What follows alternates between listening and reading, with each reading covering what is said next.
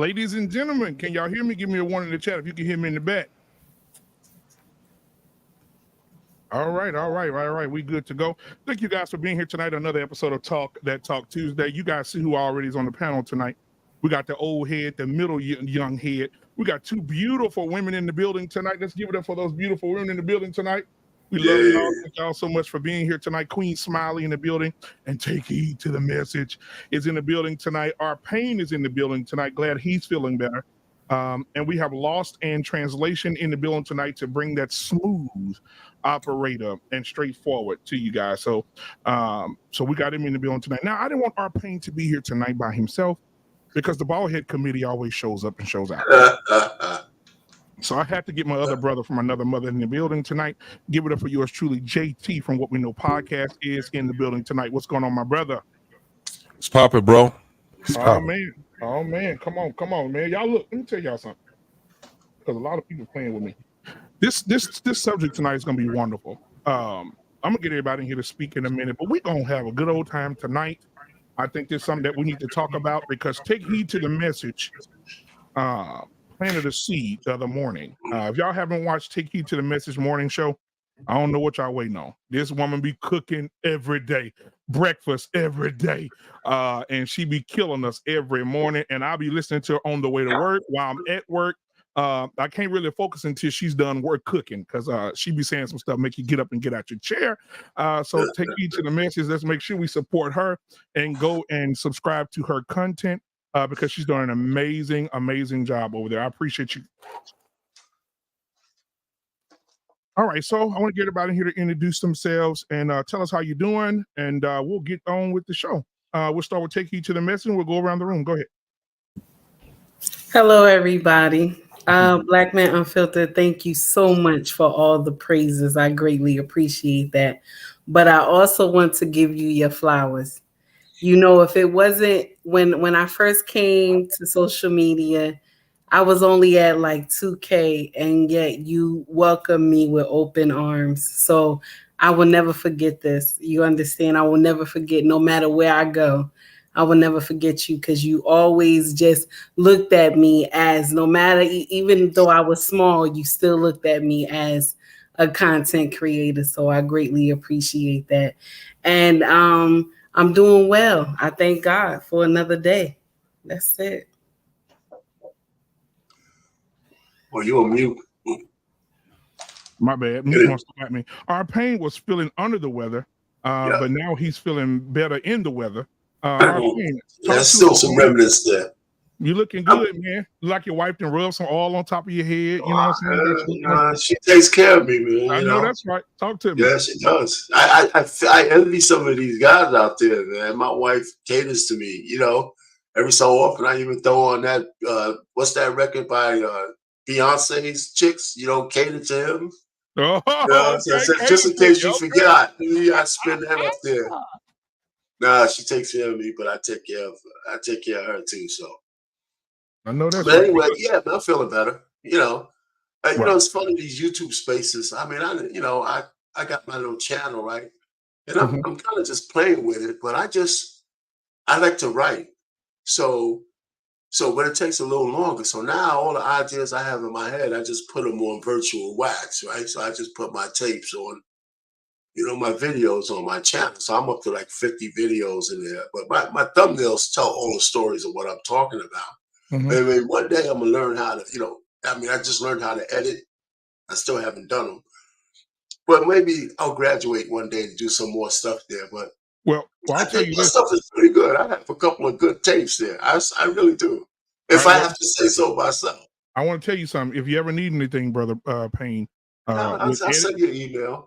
I'll pay for it too. Yeah, let me know, man. I got your back, brother. I got you. There you go. JT from What We Know Podcast is in the building tonight. JT, talk to me tonight. What's going on with you? How are you doing over there?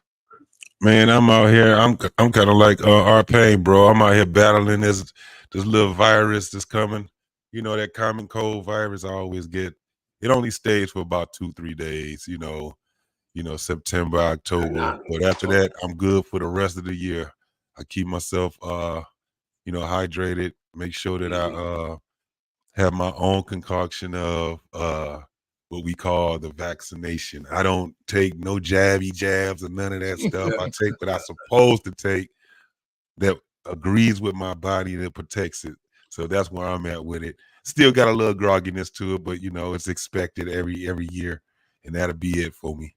So I'm doing well, man. My lady, she in the lab, studying, trying to get her thing together. Everything is pretty good. Fam is pretty good. All right, man. Well, it's always good to see you in the building, man. I'm glad that you're feeling better. And I'm glad that your Detroit Lions are 1-0. I saw that the other day. What did I tell y'all they gonna do? They Y'all think I'm Kansas, lying? yeah, they beat up on Kansas City the other day, and so congratulations to you and them Lions. The Saints are 1-0 as well. Sad news about Aaron Rodgers. He's out for the entire year. Yeah, that's it. Yeah, that's terrible. I don't think he's gonna come back. And so we got Queen Smiley up here looking like Marilyn Monroe-ish up here. So we're gonna get Queen Smiley up here tonight. Look What's at going on, her. girl? Talk to me. Why you gotta be so messy? You know I'm a part of the Nation of Wigdom. You see why you playing. Greetings, everybody, and thank you, Black Man, for having me here on a wonderful night. It's a great Tuesday. Just so messy. But yeah, all is well. The family's well, and life is lifing. Baseball season is back underway. Thank you, Black Man, for reaching out about my son. I appreciate you checking on us. But yeah, and so we're on the mend, and like the gentleman said, 'tis the season for all the grogginess and the seasonal allergies and all of that that's coming through. I woke up this morning fine, but by lunch my throat was sore. I'm like, dang. And all I did was take the dog for a walk. I'm like, gosh. But I started juicing this week. I'm super proud of myself. I started juicing. Shout out to one of my best friends. She blessed me with a juicer. And so I got me some carrots and ginger and all of that stuff up in there. So playing with me some concoction so I can be well. So absolutely. Well, ladies and gentlemen, I want to introduce this next fella as a smooth groove. He wants you to smile, not choke, and he has everything sweet coming out his throat. Let's give it up for Lost in Translation in the building tonight. What's going on? Good evening, sir. Good evening. How goes it? How are you doing today? Man, you know what, man? I'm doing pretty bad. And I'm gonna tell you why in a minute. But you go ahead and finish. I'm gonna tell you what happened. Because Queen Smiley she's gonna be like, what? I'm gonna tell you what happened to me over the weekend when I went to Louisiana. But go ahead. Well, Black Man, I want to appreciate you, man, for giving me the opportunity to host this past barbershop show. It was wonderful.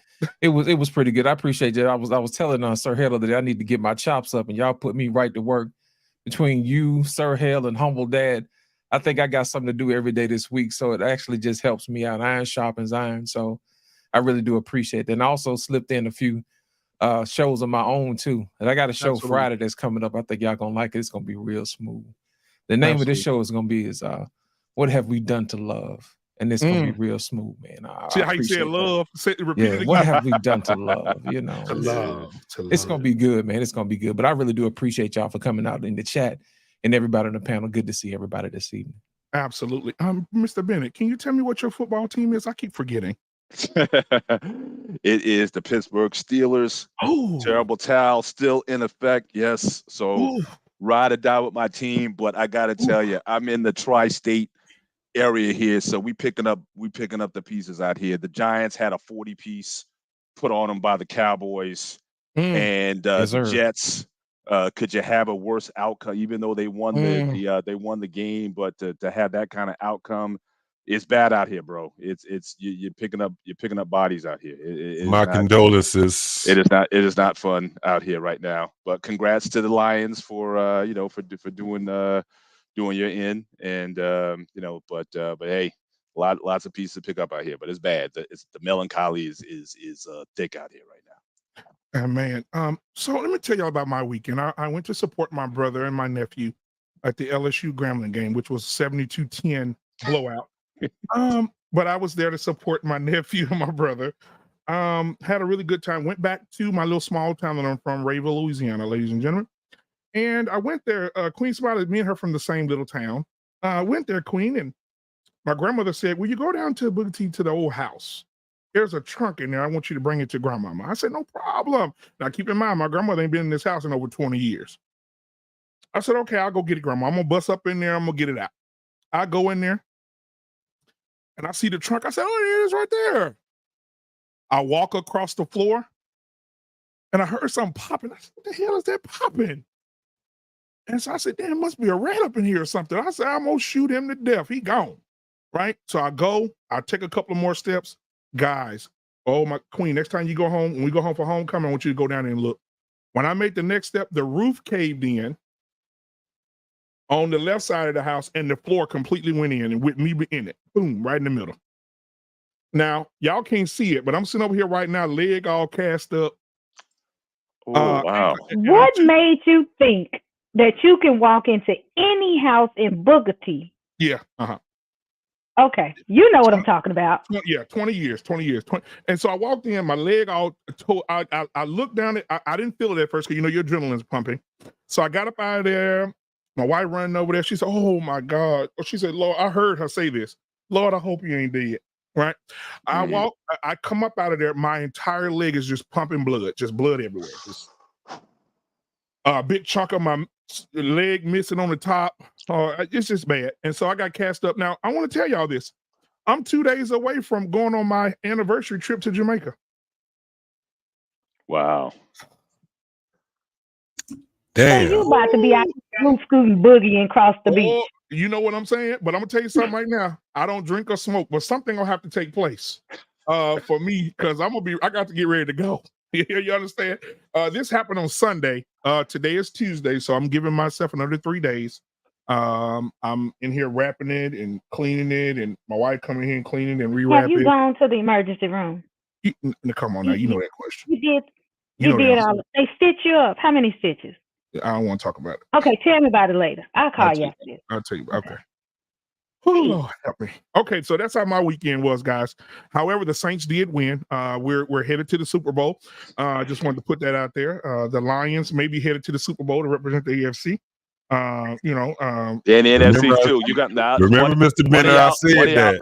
One of y'all is going to have to lose, bro. So. All right, man. So thank you guys so much for being here tonight, man. I like having fun with y'all before the show starts. Now, listen, I did a video, a compilation of things that we're going to talk about tonight. You see the title tonight, The Bed Wench and Her Master. What are we talking about when we say the bed wench and her master? We're talking about women who live to destroy and use the tools of the law, government, or anyone else to not even the playing field, but just to destroy men completely. Take heed to the message. Had a great show the other morning that really planted the seed in me. So if you haven't paid attention to anything Take Heed is doing, please go over, guys, and listen to her content. Because I was just listening, and Take Heed was so angry at how this woman did this man, and now we found out the brick lady was a liar. But she pumped her face full of saline and said a man hit her in the face. But that's neither here nor there. But it got to a point where we were talking about protecting women, and I heard Take Heed say something that I've never heard her say before. Take Heed said, if my man have to protect any woman, stop and protect any woman and end up in jail, when I see the woman, I'm going to whoop her ass. I leaned back in my chair. I said, no. Take Heed said, normally I don't say this, but I'm not playing with y'all today. So Take Heed is here tonight. I appreciate you for being here because we definitely got to talk about these bed wenches. That's what we call them today. Now they call them bed wenches, hyenas. We definitely got to talk about it. So I'm going to play this video. Whenever you guys want me to stop, you let me know and we'll discuss whatever you want me to stop for. Just say stop and I'll stop, okay? But I hope and pray that we can get through this without anybody getting upset because I'm definitely probably going to get there. So y'all pray for me. But before we do that, I want to talk to some people in the chat tonight. We got some visitors in here tonight. Let's see here. We got Scam Likely. He said dust. Let's see who else we got. We got B Love in the building tonight. She said, hi, everyone. She said, that's so nice. I think she was talking about our Payne's wife taking care of him. Look at him. He's spoiled little bastard. Look at it. Cody is king. He said, where is the bed wenches? We're going to give you a GPS coordinates in just a second. Let's see who else. We got the world class in the building. Let's see here. We got Eni in the building. What's going on, girl? Good to see you in the house tonight. Let's see here. We got Black David in the building. Listen, guys, if you don't know who Black David is, Black David engineers this show for us on the days that I'm not here. While I'm out in Jamaica next week, the whole network's gonna be ran by him. So I want to shout out him because he does an amazing job helping the show. He really believes in what we have going on over here, and he helps out a lot. And so I wanted to show some appreciation for him by doing this for him right now. All right, shout out to Black David. Thank you for being here tonight. I appreciate you, my brother. Oh man, he finna kill me. I'm finna get a phone call in about 3 minutes. But again, I'm sorry, Black David. You said what now? There you go, Black David. All right, good to see you, my brother. He'll be up here in just a second. I'm gonna hear him pop in just a minute. All right, so I want to go ahead and play this video. As I'm playing the video, if you want me to stop at any moment, please say, hey, stop. We got to talk about this. All right, here we go. All right, there it is. Center, I had two guys call in. They work at DNA testing centers.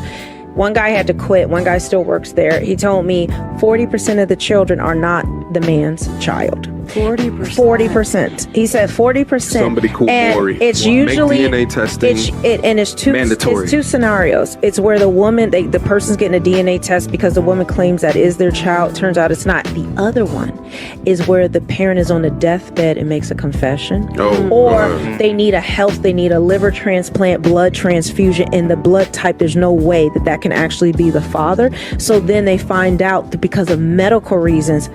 You mean that's not my father? Then the father finds out from that way. He said it took such a toll on him that he could no longer do it because he would be sitting on the phone counseling the men and the grown children who these women make up or exaggerate any stories with the intention to harm Monzel. She responded no, and the answer was deceptive.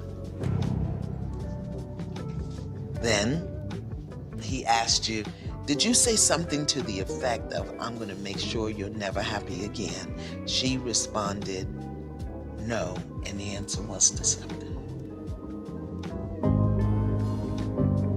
So, Miss Yvonne has acknowledged that her story about you touching your children in a sexual way was not true. So, Miss Yvonne, is there anything that you wanted to say to Mr. Monzel? Why didn't you fight for him harder if you knew you didn't do it? And what is it that he could have said that would have made you not believe the lie you were telling? Miss Yvonne, you told the lie. It was a lie, and you told it. And you gotta own it. I'm sorry. I need you to say that you did not rape your girls. I need to hear it come out your mouth the way I've always heard it, Mom. I apologize for accusing you of raping them. Please forgive me. You don't have to forgive her. You don't have to. I cannot accept your apology because it's not sincere. Deep down, I know that you didn't believe. In a story. Let's stop by right there because I heard take heed to the message. Shay, I seen your face. I seen everybody's facial expression on this matter. Take heed to the message. Give me some insight on this. We'll go around the room on this one. Go ahead. It just pains me because I don't know what it is. I don't know what it is in our culture. I don't know what it is. And it's like some of our mothers have the same playbook, with raising us when it comes to the type of men that they choose. Or either they will have someone good and they're not treating him right. And so he decide, okay, I gotta just go because she doesn't want to treat me well. And then what we do, we teach the children that, oh, the father was no good, that he abandoned you. You know what I'm saying? We don't tell the whole truth, that we caused the foolery by pushing him away. You know what I'm saying? We don't tell the whole truth. We never tell the kids the whole truth because we don't want to look like the enemy. And this plays out in our culture all the time. You know, when I was young, right? And this is just a personal story of mine. When I used to go visit my father on the weekends, and my dad lived in a studio apartment, and me and him had to sleep in the same bed together, right? So, and I was a tiny little tyke. I was tiny, and my father's house was big. I was scared, you know. I never, I didn't want to go anywhere just to be, you know, just be there alone. And my mom used to, I come back home, she would ask me, did your father touch you? I said, what do you mean? I want to know, did he touch you? I said, what are you talking about, Ma? Oh, did he touch you down there? And I would cry, and I'm like, Ma, why would you think he would touch me? You know what I'm saying? So she wanted me. Now, this is not just one time. Every time I came back from my father's house, and she wanted me to say he touched me so that she would get him in trouble because she couldn't stand him. And when she would get mad, right? If she would think of anything about him, you know what she would say to me? You look just like your damn daddy. You know what I'm saying? You look just like that mother MFer. You know what I'm saying? And I remember one day, I'm way grown now, and all our kids were here. You know what I'm saying? All the kids were born, and my mom came to stay with me for a couple of months. And one day she said to me, "You look just like your damn daddy." So I leaned over in her face and I said to her, "Mama, can I help that I look like him?" She looked at me. She stood back. She said, "What do you mean?" I said, "Did you hear me, Mama? Can I help that I look like him?" I didn't do anything to make myself look like him. You slept with him. And that's why I'm here. Now, can I help? And I didn't continue to go on, but in my mind, I wanted to say, can I help that you was not the bottom hoe? Can I help that? But, you know, you got to respect your parents. But that's how I felt. You was messing with a man who had a bottom hoe. Okay? You was a side chick. And now you got pregnant by this man. He didn't want you.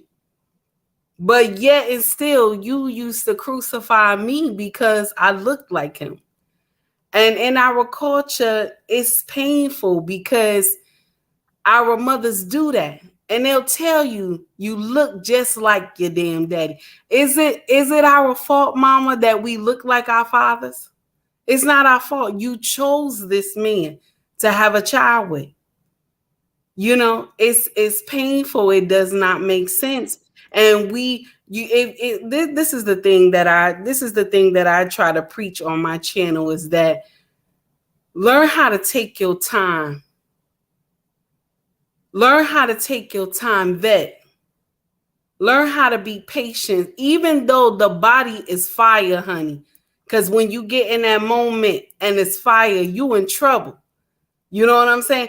But don't just take it and go just sleep with this man or sleep with this woman, and then you wind up with a small life. And you can't stand this person no more after this child is born. And then the child suffer. It's better to wait and take your time so that you can find the right person. But we don't do that in our culture. We quick to go raw dog with anybody just because they look good. And it's the truth. And it's painful. Now let me let you know, I'm not sitting here judging. I have done it too. I'm not sitting here judging. Because, baby, when they look good to you, tall, dark, and handsome, you in trouble. Or tall, dark, or tall, light, and handsome, you in trouble. Okay? But the problem is that we need to learn how to cool that body down and wait all these babies being born, and then later you don't even want to do right by the child. And then you'll tell the father why you ain't fight harder to see them. Why do he have to fight hard to see them? Mama, you should make a way that he could see the kid. Not you having a problem. Just because you can't stand him, you still made a baby with him. The child needs his father. That's why I tell the women on my channel, I don't care if you don't like him. The child need him. He need to know that the child need to know where they come from. They need to know the owner's manual. Okay, JT, you know I stole that from you. Okay. They need to know the owner's manual. Yes. That's just my take on it. The other day we were on Trigger Mike's show, and we came up with this the other day. And so somebody may get offended, but you'll get over it by Sunday. When it came to women that say your daddy ain't this, you like your daddy ain't this, and you have an axe to grind with this man. And we said the other day on Trigger Mike, the axe you grinding, however, let's say the baby's 10, the axe you're grinding is the dick you riding. Was the dick he was riding. Yeah. And so how is it that he became this horrible man and he ain't this and he ain't that, but you was in there, ooh, big daddy, slap that ass. 5 years ago, slap that ass, beat it up. That's what I was thinking about when Takey was telling her story. Thank you for sharing your truth, and I truly appreciate you not becoming a product of your environment. But that's the reality for any woman or man to say your mama ain't, your daddy ain't, whatever you lay with. So that speaks to who you are as an individual, who you were at that time, you know. So how much can you truly say? But that's what I have to offer on that. And I'm just wowed. And I know I'm jumping in and jumping ahead of people, but I'm just wowed at the audacity for this lady to say, why didn't you fight? And you done lied for 26 years. You lied. And I appreciate your daughter in the back saying, no, I need you to say it with as much volume as you did when you told us this is what he did. I need you to say it with that same sentiment. Yeah. So now imagine, I want to say this, and then we get to Lost in Translation.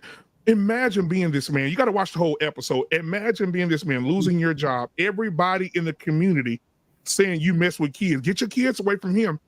He couldn't go to church. He couldn't go to his job. He couldn't go out into the community. He couldn't go to a grocery store. 26 years. His daughter didn't made him absent in her wedding. He couldn't walk his own daughter down the aisle. He couldn't be there when his first grandchild was born because his daughters thought that he messed with children.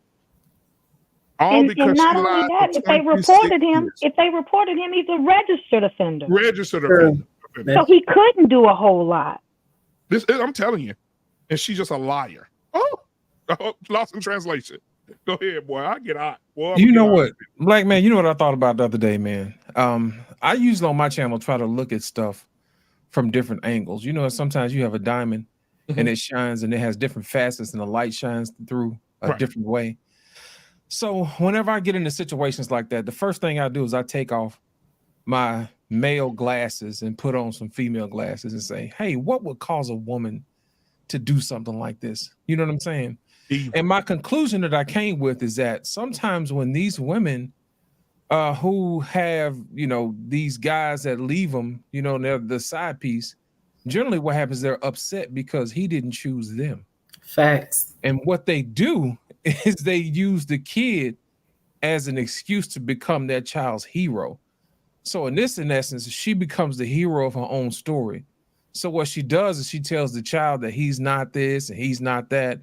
And then all of a sudden the child looks up to the mom as the hero.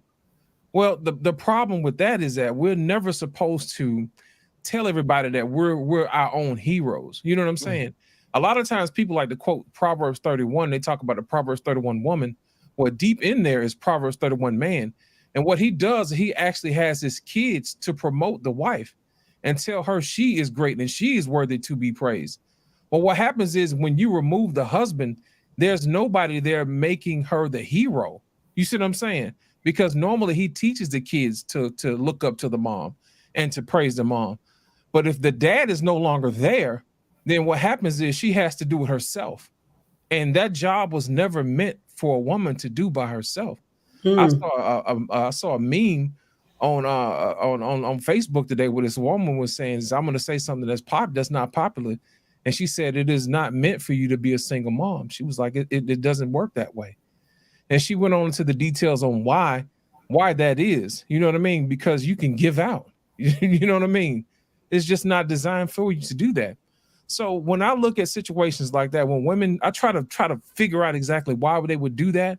Is because A, they didn't get chosen as the main woman. And B, after that, he decided, hey, I'm not going to stick around for the kid either. But sometimes the guys, they still want to have something to do with the kid. But in her eyes, she wants to be the only hero in the story. So she paints it that way. So she doesn't feel bad for the decisions that she made. And she doesn't feel like she was worthy enough to be number one, when in essence, she didn't beat out the original woman who he picked. So she writes her own story. So that's what I came up with whenever I see stuff like that. I don't want to get into the habit of condemning folks. I just want to take it and turn it in such a way where I can try to at least justify what they're doing to make sense of it. You see what I'm saying? Mm-hmm. So whenever we do stuff the wrong way, it kind of makes it look like we're doing something wrong. You know what I'm saying? In our own eyes, when we have our own rose-colored glasses on. But when we take it off and we look at the reality of what we've done, we've messed something up.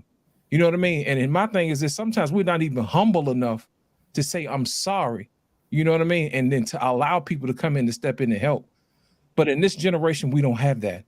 We have this me, hear me woman, hear me woman, hear me roar. I can do it all bad by myself. Yes, you can. And you're doing a fine job of it. You know what I'm saying? Based upon what we have going on today. But I'll tell you this, one of the things you need to do is they need to sit back and they need to apologize and they need to ask for help. You know what I mean? That type of thing and repent for what you've done. You know what I mean? Those type of things. So that way you can get stuff rebuilt and build back bridges from relationships that were torn down because of misinterpretations of what people were actually thinking when they were going through what they were going through. So that's my whole thing, Black Man, in that particular situation. Yeah, because I wish we could have movie night, TV show night, so we can watch that whole episode. If that woman was that evil to him about his children, imagine how evil she was as his wife. Exactly. She wanted to be the hero. You know what I mean? Think about it. This man was going out, bringing home the bacon, all this, and then on top of that, he's got girls too. Five daughters. Five daughters. So of course they're gonna look up to their daddy. But at the same time, the mom looks as if I'm just a housewife. But she doesn't understand her role is just as important. You see what I'm saying? And nobody ever told her that. So what she did was she cooked up a story so she could usurp the power of the man in the house so she can become the hero. And in essence, she became the villain. And you can keep in mind that she went and she should be in jail. I don't know why these women are not being arrested, because she put Kool-Aid in one of her daughter's drawers and showed it to the daughter. Look at your panties. This is what your daddy did to you while you were asleep. Yes, you gotta watch the whole episode. Oh, wow. This woman is evil. And you heard her, I'm sorry. She didn't mean that. That's beyond cooking up a story. That's just downright wrong, low down and dirty. Yeah. Oh, she put red Kool-Aid in her daughter's panties to show her daughter, to make her daughter believe that her daddy was messing with her while she was asleep. And I bet you she one of the ones that was laying in the spirit in front of the church. Probably just plain. She looked like her name Mother Teresa. I guarantee it. She was thank you, and go right on be evil, just evil, demonic. She should be on the Nun too. Ricky Williams. Oh Lord, I should have saved him for last. I'm gonna let him get. Oh Lord, this would be Ricky. Talk yes, to me. sir. Right. Yeah, what are your thoughts about what you've seen so far, my guy? Vanity is the devil's favorite sin. Ain't that what he said on that movie, The Devil's Advocate? Vanity is my favorite sin. Yep. Right? Look, man, let me tell y'all something, man. Black man, my BMU, my stuff is circular because it's true. You know that, right? Yeah. Right? So listen, what I tell y'all, women are so influential or so easy to be influenced, right? That a woman can teach her child that the lies are truth. True. That the lie was the truth. And the baby don't know. The baby just trying to make mama happy. It's right? true. And then we sit up here and we come up with it's crazy to me how we go through all these different things within the culture. Believe all women. Why? When all women know women lie. Could y'all please make this stuff make sense? Right? And to talk to my sister, take heed. My sister. Right? My mama came at me with that one day, right? You just like your daddy. You know what I told her, sis? How would I know? Ooh. I was 13 years old. How would I know, man?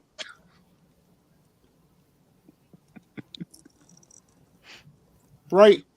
We sit up here, and I'm not. I mean, we all guilty of it sometime. Until if you knew better, you would do better, right? True. But we sit up here with our kids, right, and play like we had nothing to do with it.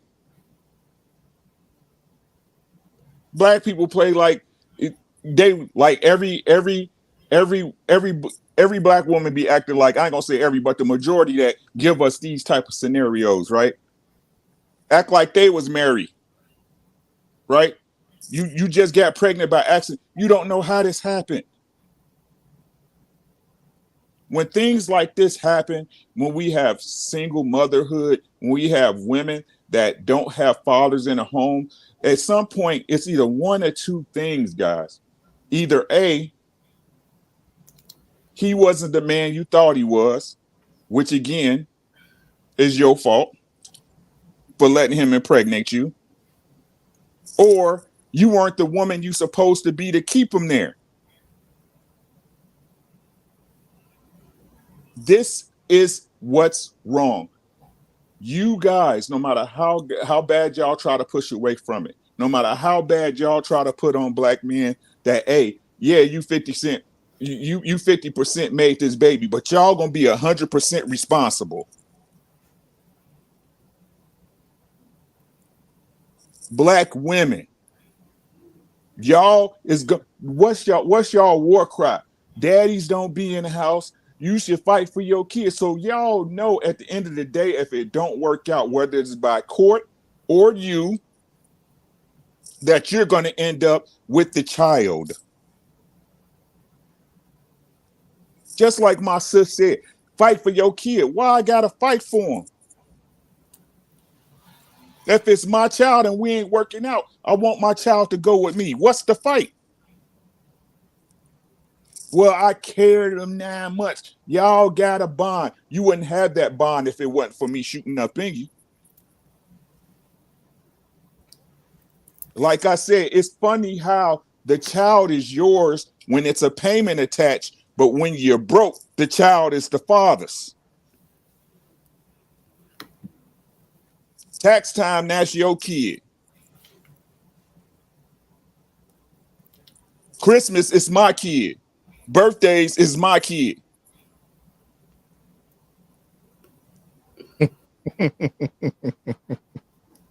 Right? So again, guys, when it comes to these things after you done made the mistake, and no matter what you said, men and women alike, if you done laid down with a woman and y'all that came together and made a child, you not married, you made a mistake. Not that the child is a mistake, but the situation is a mistake. Right? Everybody's responsible for what they're responsible for. So unless you guys are going to change, you're going to push the pendulum the other way and tell these guys, hey, take your child with you. If y'all can't gonna keep continue to use children as leverage against the men, y'all need to shut up.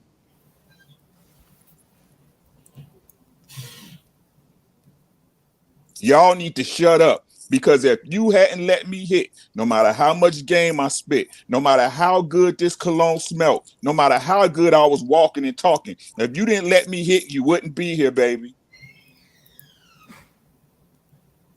I'll let go of the mic. All right, our pain. He got his deacon's rag over there wiping his mouth. I think he finna preach a little bit. Well, you know, if you well, Ricky hits on the last part that one of the things is that there's such thing as the greater of equals. And when it comes to a sexual encounter, the woman is the greater of equals because she has final consent. And women refuse to take that accountability, right? They just do in general. I mean, even the one most, not woke, but the most in touch woman doesn't say, well, if I get pregnant, it's both of us. But the law recognizes a woman's final consent at every level. But women in general don't understand it because they say, well, the man talked me into it. They even are trying to put a law out there to say, if I'm a suave guy and I talk you into having sex with me, that can still be a crime. So what I'm getting at is men's sexual desire is a constant. I mean, I don't care if you're a saint or a sinner. I don't care if you want to get married or you want to just fool around. In general, when you take the male subspecies as a whole, sex is a constant. It's been that way since the beginning of time. And because it's that way, women understand that men's sexual desire is predictable and can be easily manipulated. So the discernment that men have to have comes with age. And we also have all the examples where age don't matter. We just got a coach who just lost a $90 million bet because he's an idiot. So all I'm just trying to say is when you look at the paternity thing, and I like the first part of the video with the paternity fraud. And where I'm getting at is we have these conversations, but I don't ever think we ever get anywhere. We know that once a woman gets pregnant, the man has no say in nothing. He can't say whether she keep it. He can't say whether she can get rid of it. And the only thing is that he's obligated for the next 18 to 21 years by the court if he's found out, right? If she puts him on child support, he's obligated with the threat of jail. My contention is that women are the masters of the sexual marketplace. In an area where women are promiscuous, the sexual marketplace is more chaotic. Where the women are a little bit more chaste, and if you want to you want to have sex with them, you gotta marry them. So the difference between the East and the West is where in the East, women are a little bit more reserved. They guard their chastity and their virtue a lot more than the women do in the West. And in the East, the sexual marketplace is a whole lot more tame, right? Because the men have laws to follow. If you want a woman, you got to go to the father, the parents, and ask for their hand in marriage. In the West, there's no such thing. There ain't even no father to talk to. So I have a whole theory about how things go. Now, most men don't like to hear the fact that women control the sexual marketplace, right? We say that in these spaces all the time. Women control access to sex, but everybody says that, but they don't really know what it means. Because if that's really true, that means women have the final consent. If you want to have sex with her, two ways: you put on a condom or we're not having sex, or you take that condom off or we're not having sex. And both ways, the vast majority of men will take sex from a woman any way she gives it. In the majority of cases. I mean, it's just true. Maybe 10% of men have enough discernment at the moment of sex to say, you know what, this is not a good deal. So I'm just saying all these things, the situation with the video that we saw I saw that before, it's unfortunate. But the first part of it about the paternity fraud, my thing is, I thought it was 30%, but if it's 40%, what we need to do is start putting people in jail. Right now, it's not even legal to have paternity fraud. And a lot of women have what they call a dual mating strategy, right? They'll marry a man and he'll give him 3 of the 4 P's, but they see a man over there that has the aesthetics they want, and they'll get pregnant by the other man and let the husband take care of the babies. if he's stupid enough not to ask for a paternity test, that goes on a lot.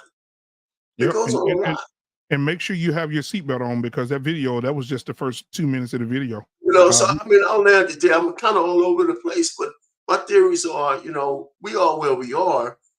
But I mean, women don't understand the kind of control they have over the sexual marketplace. And maybe they do, but they don't want to admit to it all.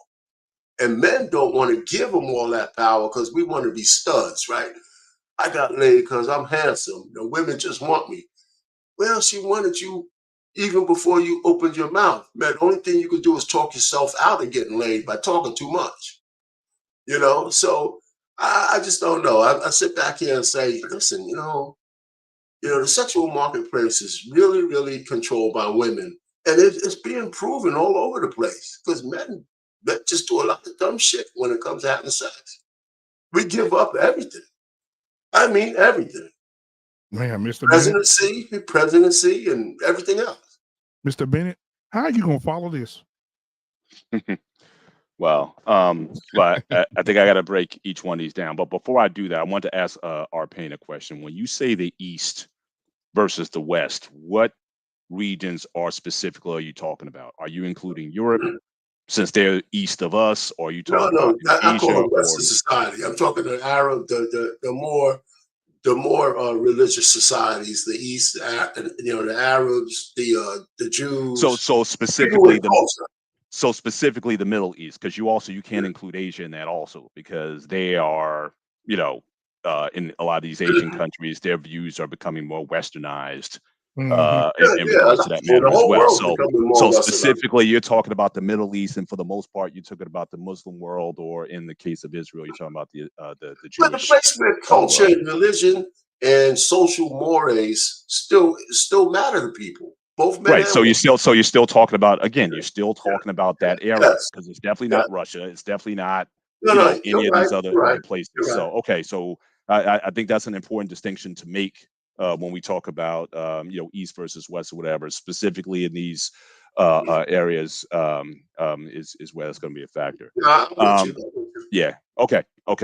I'll tell you about the first video first. I'm sorry, I've talked about this before.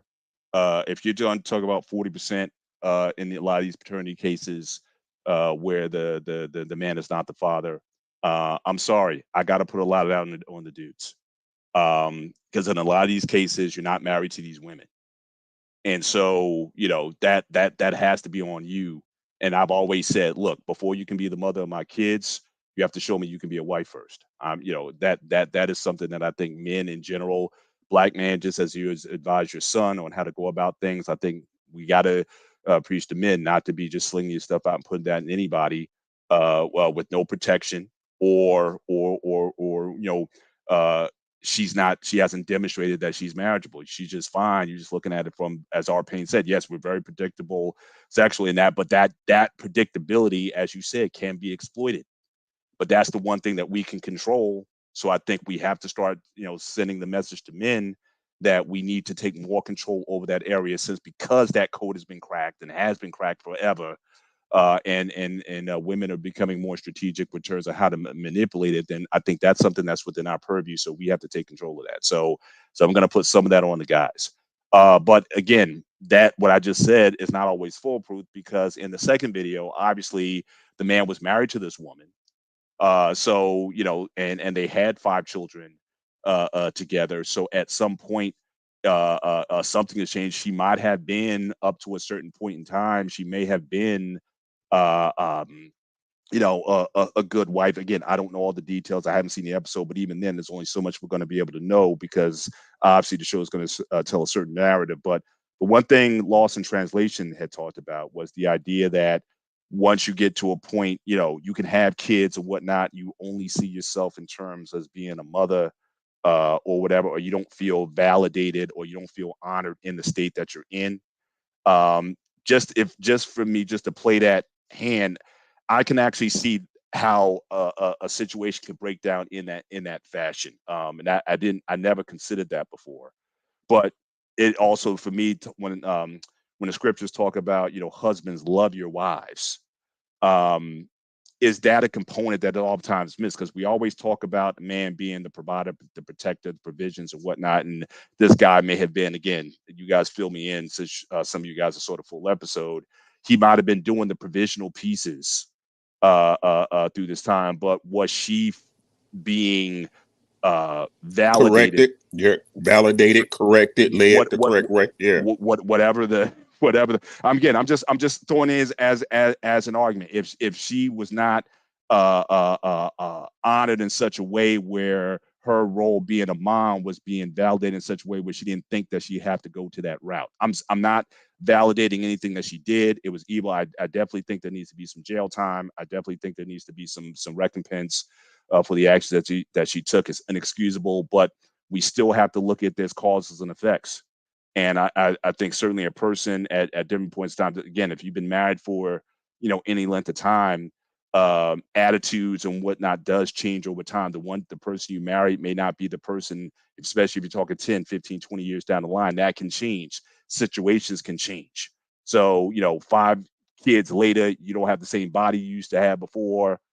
Was she feeling loved and whatnot like back in the day? I don't know. And that is absolutely no justification for the actions that she took. But just as men, and certainly for those who are married, is that something that we need to pay attention to in terms of women needing certain validations that if we ignore them, if we only say, well, look, I'm providing, I'm paying for everything or whatever, be happy with it.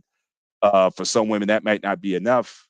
And we need to be sensitive to that with the partners that we have. But again, I'm not justifying her actions one bit. And really, I'll just land my plane with this based on what we saw. Really, I'd be more interested in the reaction of the daughters. I saw it a little bit in the video, but really in something like that, I think it's the daughters that really need to hold her accountable, or really to, if there's going to be, they did. Yeah, they held her accountable.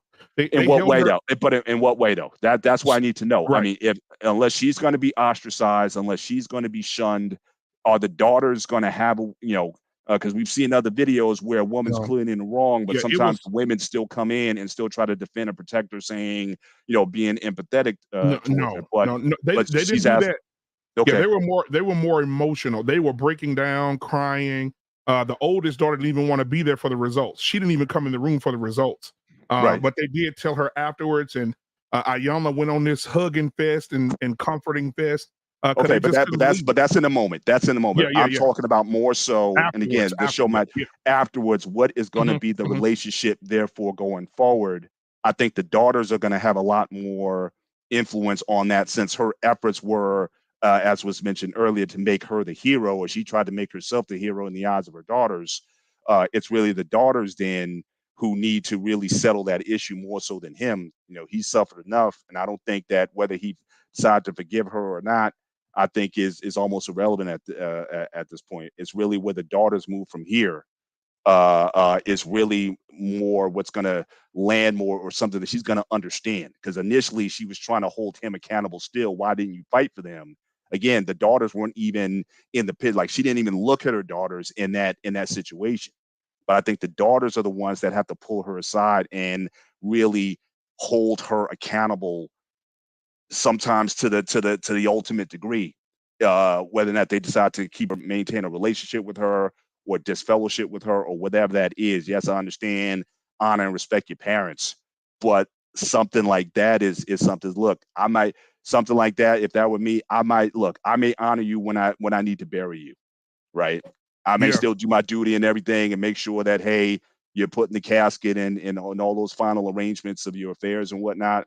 But to have a relationship with you, and a lot of people get this wrong when they talk about forgiveness. Forgiveness is simply about the releasing of anger and blame towards someone. But as far as reconciliation or restoration, that takes two people. And if she's still in that mode of still trying to justify her actions by accusing her husband, she's still in an unrepentant state. And that apology, that half-hearted apology that she gave, will still not hitting the mark, then I have no reason, or no one should have a reason to reconcile. You can't reconcile or restore with anybody who's not willing to go through the work, to actually do the work for that process to begin. So I don't think the daughters are under any obligation to maintain relationship with her. But that's where it needs to land. It needs to land with them, because ultimately they were the victims, really, as much as he was, and just his reputation and everything. The fact that they went through so much of their development years without their father that way, they're ultimately the victims and all that. So it's really their call what goes on from here. And I'll just land my plane there. Yeah, I don't believe one of those kids are his either. Oh, I was thinking that when I said all these kids his, I wouldn't put it past him. Hey, hold on. Oh, JT, we get JT here real quick, and I'm gonna get that video back started. But JT, give me yours, and then we'll get the video back started. Yeah, this is how I look at it when it comes down to that. It's hard for a lot of women to even hold their counterparts accountable. You know damn well they ain't gonna be able to hold that damn woman accountable. Mm-mm. You know how hard it is for a daughter to hold her mama accountable? You know that, man, that's like trying to hold God accountable. Well, again, I'm only talking about accountability, not to say that they have the responsibility of correcting her. I'm saying, again, the penalty, it could be suspension of the relationship. But again, they're the ones who have to do that. So sons can do their fathers, daughters can do their fathers. But for some odd reason, it is very challenging for them to do their mom. That's what I'm saying. That's a very challenging. That's a very challenging task. I agree with you. I agree with you, but nevertheless, that still needs to happen. Say? Even though she was a crack fiend, mama, she always was a black queen, mama. But I also have to say this though, black man. If you seen that docu-series that he had on his Tupac mama, didn't really have as good as a relationship with his mom as people thought. When you see that docu-series, you will see how estranged him and his mom was.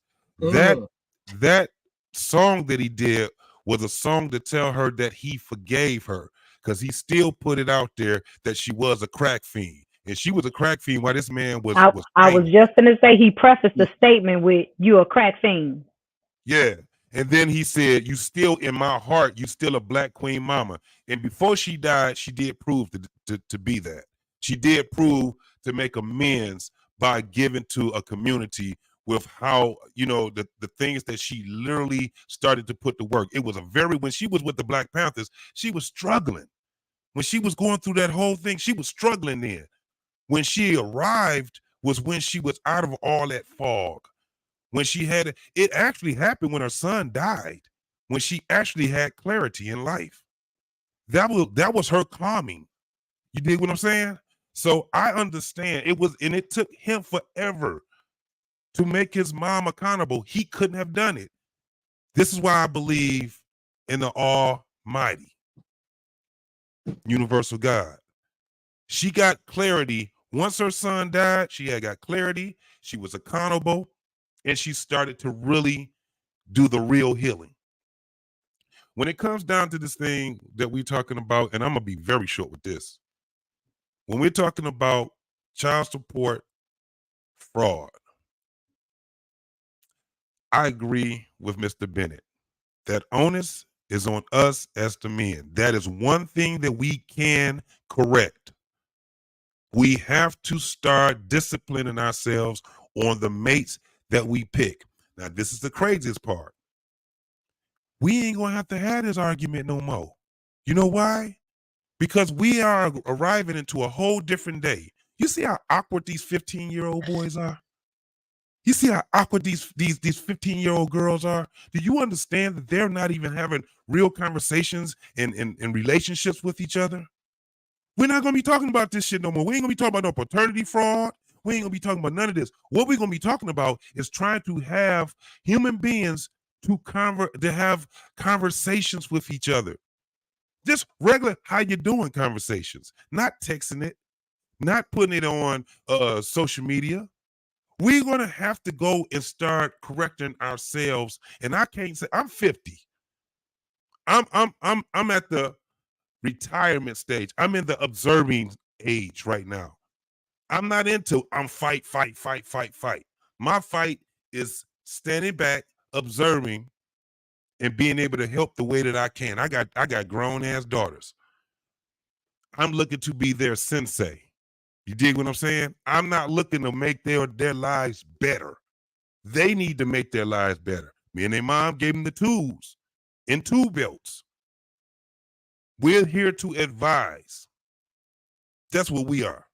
We're here to call them little grasshoppers and tell them, look, this is what you got to do. You got to be strong. I got little, and I'm talking to like the 15-year-olds, bro. You got 15 to 16-year-olds. You got 18-year-olds. This ain't, bro, I can go because I was just thinking. That's why I was so quiet listening to that whole situation with the lady and her daughters and that man. Bro, I had something that was similar. It wasn't to that extreme. But I heard the whole thing of, why didn't you fight harder? Wait, how you gonna tell me to fight you harder? What the fuck are you telling me? When you sat there and lied to strangers and tore our family up, and now I gotta be 100%. I'm 50% accountable, and I gotta be 100%.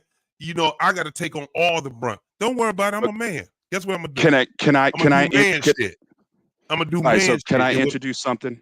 Can I introduce? Yes. So again, that line in and of itself, again, I keep going back to loss because I think you really got me going with this.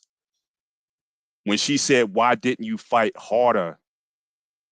Was she saying, why didn't you fight harder for your children? Was she really saying, why didn't you fight harder for me? Yeah, she was saying, why didn't you fight harder for me? That's what I was just what I'm saying. That's what I'm saying. It's like it's something about she was wanting something that he wasn't necessarily giving her. You know what I mean? And so that's ultimately what drove everything else after that. I mean, people crave that sort of attention to the degree that they'll do evil even to get it. Jealousy, envy. I mean, those are powerful drives when they're left unchecked. Mr. It can lead people to these kind of actions. This is what happened. She made a mistake, and she found out she made a mistake once the man was gone. When she found out that he didn't want to mess with her ass no more, he wanted to only deal with his kids and not have her attached to it. Right. That's when she started being the witch. Yep. That's what when we say, well, she probably was a good woman back then. I don't know. I think she might have been starting that before he left, which is the reason why she even before he left. But this is the thing. When you see the story, you will find out she was pushing him away. She was pushing him out. At the end of the day, they were married, wasn't they? These folks were married. They had children. Because she wasn't getting what she wanted at the time. I'm telling you, for a lot of people, rightly or wrongly, that is a drive. I mean, again, I go by, but that's what drove Solomon, what drove Saul crazy, right? Saul got crazy, I agree with that, but he got jealous of David because David was getting the love and Saul wasn't, and it drove him crazy. But it still comes down to the point of, you know how you mess up and you wish you could just erase what was in the middle and go right back and redo it. What I swear to God, and I can tell you, the way that she was looking, that lady was not angry at him for not being in his kid's life. She was angry at him because what he was giving his kids, he was not giving to her. Yes. He was not giving to her. I seen it before. I lived it. We were cool until these children started coming. She envisioned being the motherhood, but she didn't have no idea what fatherhood would entail. And it would entail, guess what? You're going to be missing out too, especially when this man got daughters. Yeah. Man. So he probably wasn't juggling it right? He probably wasn't, being leveled with giving love to her and the children. Probably the love that he was giving to her first. Also. Exactly. That's jealousy. That's what at the end of the day, that's what jealousy oftentimes is. You have jealousy and you have envy. And the way I've always descended, a lot of people get the terms confused. Because in a lot of ways they feel the same. It's like they generate the same emotions, but they come from different places. Envy comes from lack, meaning someone has something that you don't have. Yes. Whereas jealousy comes from something that you have, but you are losing. So there's the idea of loss. So if I'm dating somebody and then you be like, if the woman is dating somebody and the woman comes back and says, well, the guy comes back and says like, okay, well, who is Tyrone? You know what I mean? She's already with you, but you're afraid of losing it. So again, it might have been for that early time of their marriage or whatever. She was the queen, but she went from being the queen to being the mama. And like you said, he became more so, instead of putting, like when you, especially when you single, like your spouse, they get all the attention. And when you stop getting that attention, you start feeling certain ways. I'll be honest, I went through some of that myself, because again, I had 3 kids in 4 years. So for a minute there, I lost my wife because she became a mother. I mean, she's trying to keep one child out of trouble while nursing another one. So she's just exhausted. So she's not thinking about my needs necessarily in that. And I admit, there was a time where I was feeling a certain way about some things. It's like, look, I want my wife. And she's like, I can't give you that at this time because I got all these other things going on. Again, rightly or wrongly. And, but for me, I had to come to an understanding to say, look, she's going through certain things. One, how can I be more supportive? How can I be more helpful? Maybe to take some of the burden off of her so she's not exhausted all the time. She was a stay-at-home mom, and that's all she had was just the kids. And so, so I had to be more understanding. That was sort of, I want to say, like a rough patch in the marriage. But the first 3 years, we didn't have kids the first 3 years. Oh, it was honeymoon that first 3 years. It was anytime, any place. It was just everything. She was my wife. Bennett, yeah. I know we got to get back. I know, Black Man, we got to get good. I just got a question now. So wouldn't you say in that journey of marriage, at some point, you were unsure, right? At some point, she was it was kind of like, it was like a task for y'all to find yourself back to each other. Correct. Again. 100. A lot of people don't want to deal with that they don't want to deal with that classroom. They drop out right at the time what you're talking about. Right. You ever notice what happens when someone look what's happening now in the generation now. They don't even have the relationship. She had a kid, now she's gone. She got the kid, she's with child, and she ain't even with the father. Now imagine if they were together and they had the kid, and then they have to start going through that classroom. Because I dealt with that too. Had to deal with the whole thing. My kid is sick. Now they sleeping in, because I hated for my kids to be sleeping in the same bed. I hated that shit. But she was just like, I put them in a bed. Next thing you know, they're in the middle of us all over again. You know what I'm saying? But that taught me patience too. It taught me patience. Indeed. And because I used to be mad as hell about that. Didn't I just tell, don't have it? It's like I'm telling her, don't put the kid back in the bed no more. We had 3. Look, we got a 5-bedroom house. Every kid had the crib in their own rooms, and we just thought, look, that's gonna be set. But there's gonna be times when it's like, look, they in the bed with us, bro. So That lady dropped out. She dropped out, and then she wanted that man to pay for that. I'm telling you. Yep. All right, here we go, guys. Now that brought up a discussion, but I want y'all to see the rest of this. Here we go.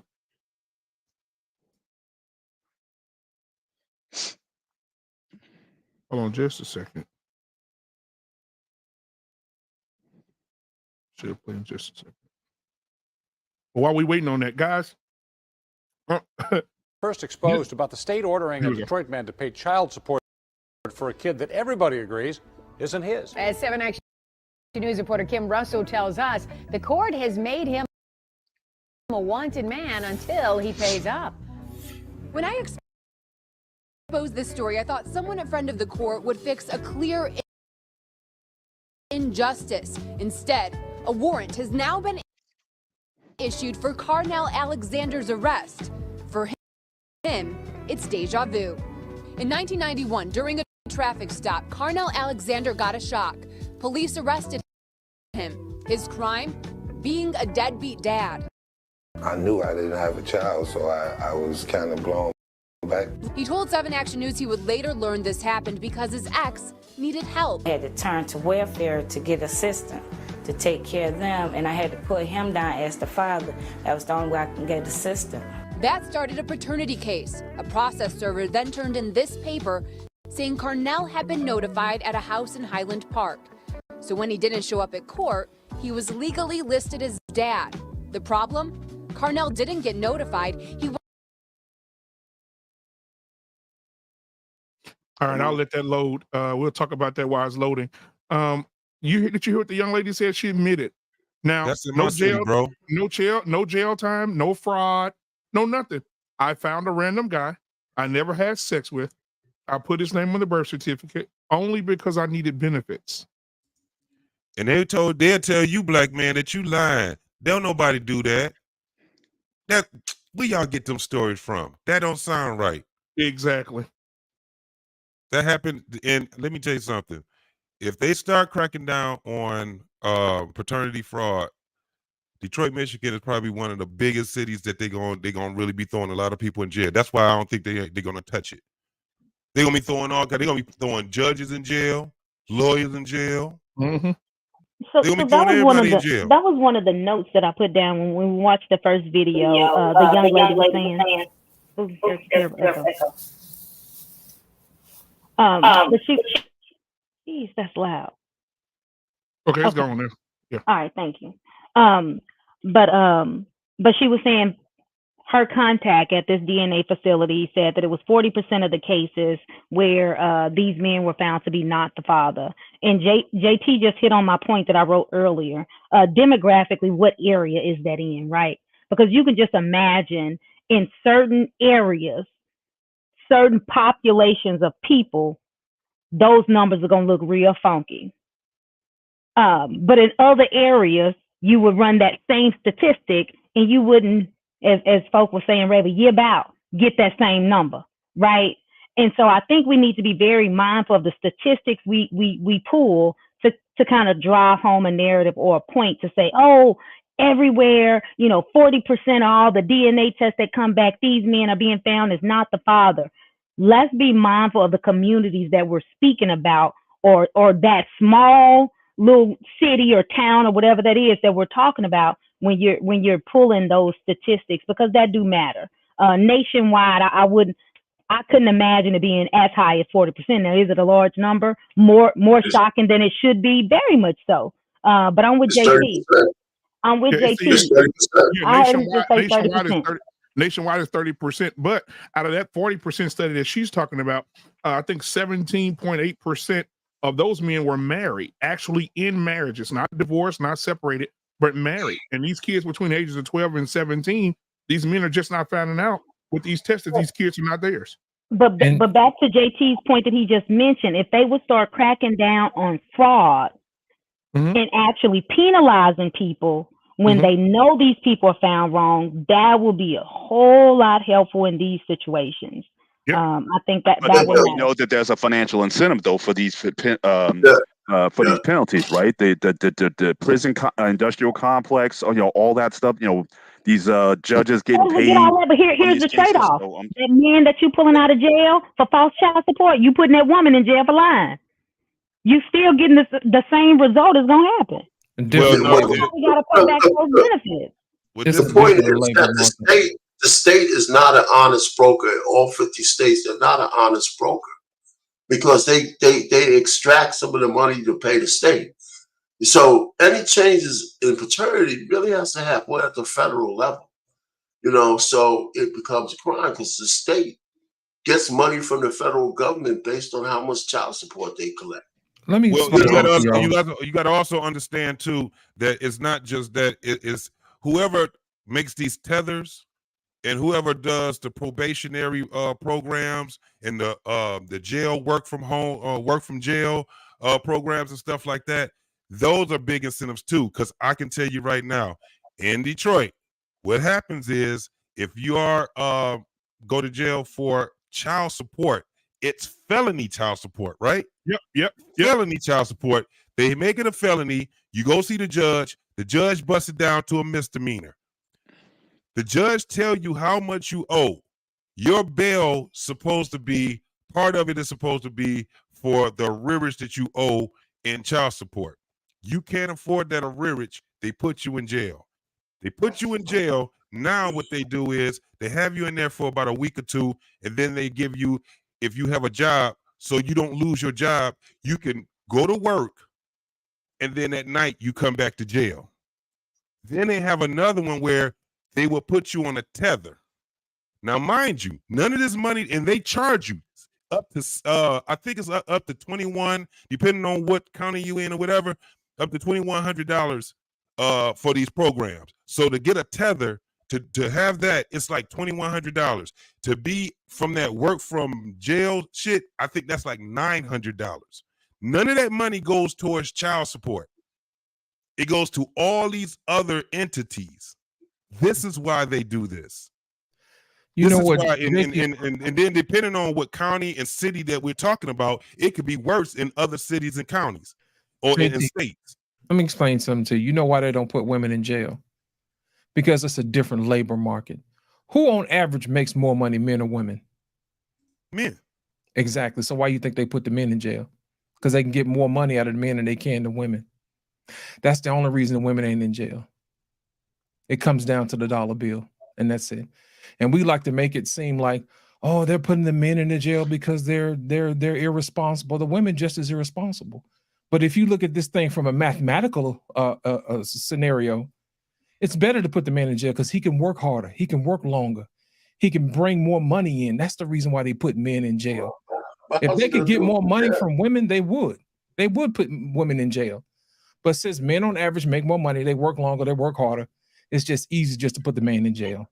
How are they going to get money from him if they're in jail? When he goes back to work, he can work longer hours. Women can't. Well, it's a two-way street, guys. If he's in because all prisons, I think we're at 75%. All prisons being privately owned. Right. So what happens is, if I get you in jail for child support, I'm getting paid because your body in my cell.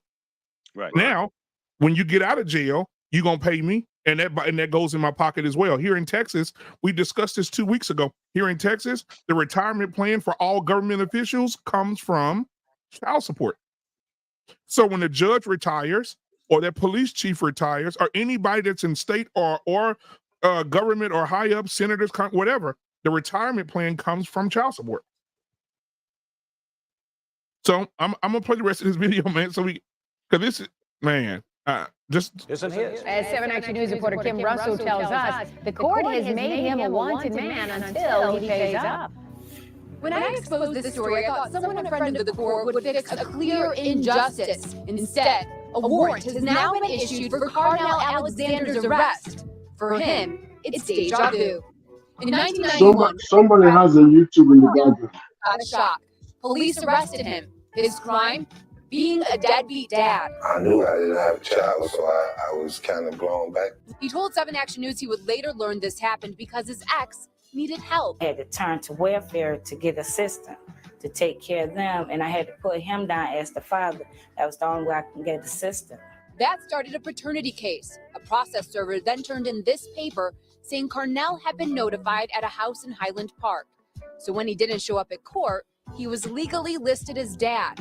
The problem? Carnell didn't get notified. He wasn't even at a house in Highland Park. He was in prison for a crime he committed as a young man. And by the time he learned about the paternity case, judges told him it was too late.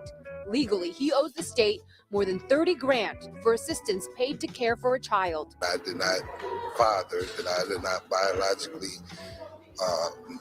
create or spend any time with throughout my life. I find that very unfair. Carnell says he won't pay. He tells me tomorrow he will turn himself in. I will go to jail if I have to because I'm tired of the situation of the mishandling of the case. I don't think that's right.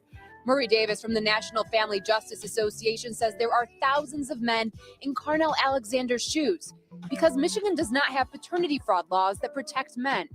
Michigan does not recognize paternity fraud in the sense that a person who has been found not to be the father is relieved of those obligations. Getting to the bottom of a burning question one Memphis man has been trying to answer for years. Why is Shelby County Juvenile Court forcing him to pay for a child that is not biologically his? What's even more unusual, he says the judges at Juvenile Court have an idea who the real father is. Yet they're still demanding he pay up. Now he's turning to On Your Side investigator Stephanie Skurlock for help. Talk talk show TV makes millions off the catchphrase, "You are not the father."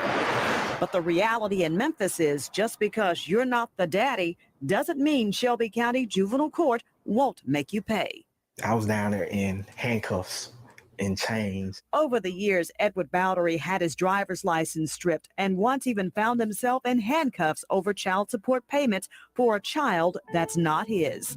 I would hate to see somebody else go through the same thing. I've been going through this. Headaches. This mound of paperwork shows a juvenile court judge ordered him to pay child support even before the birth. I didn't do a voluntary acknowledgement. I didn't sign the birth certificate. All I knew is we legitimated the child in your name. Bowdery asked several judges during several hearings for a DNA test, but no judge ordered one. I said, how did I even get put on child support? And I never said this was my child. And they said, again, this is not what we're here for. In 2009, he took the child himself to get a DNA test and found the son he'd supported for years was not biologically his. He took the documentation to court. The judge wouldn't accept it, but ordered a new DNA test done that showed the same results. Probability of paternity, 0%. They never did do what they were originally supposed to do, which was give me the opportunity to take a DNA test. I was just a voice not being heard. So I guess I needed a choir. Juvenile Court Magistrate Nancy Kessler agreed in October to allow Bowdery to disestablish paternity, but only after, he says, she admonished him for taking it this far.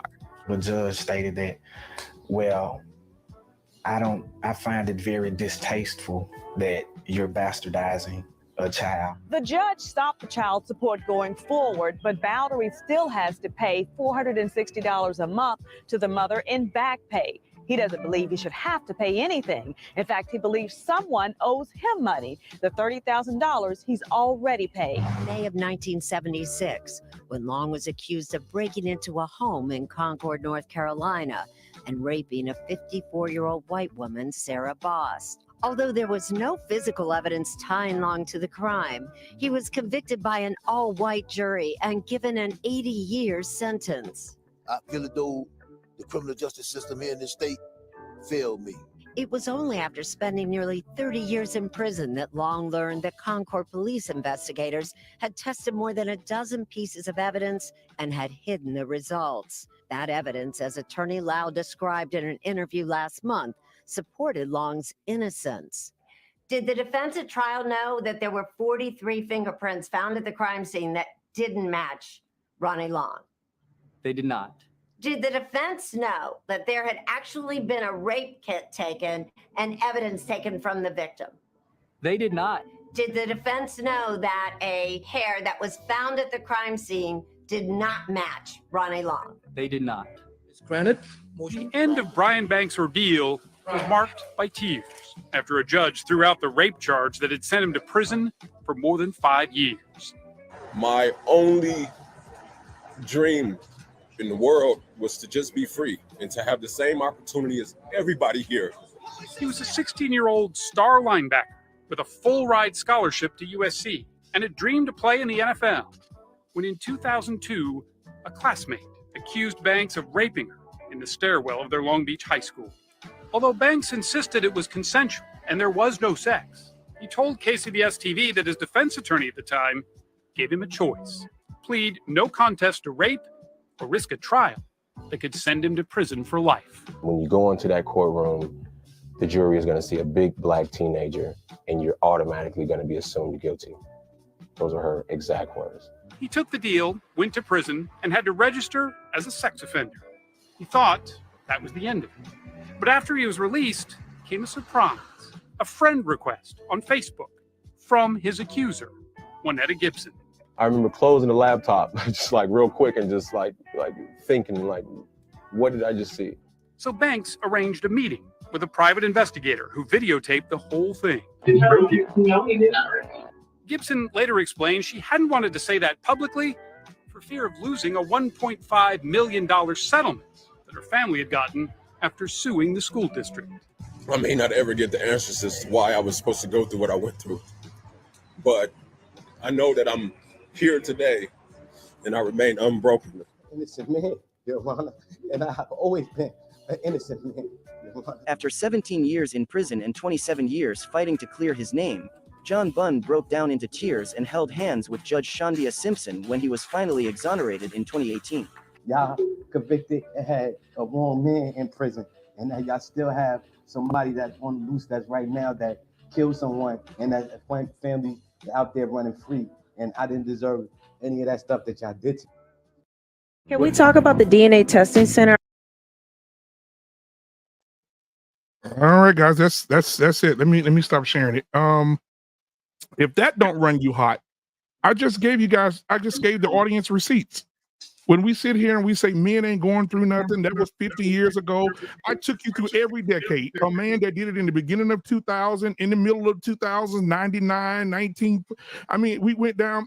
Black men have been in bad situations.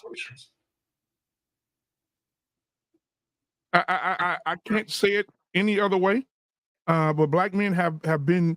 I told Take Heed to the Message this before the show started, that what they've done to black men has been horrible. Imagine that man, 17 years in prison because a woman said it was him, right? Look at the Banks guy, 5 years in prison. He gets out, she sends him a friend request, meet up with him and say, no, you didn't do it to me, but I ain't want to get that $1.5 million back to the school though. This man lost 5 years in his career. Yeah, and still haven't given it back.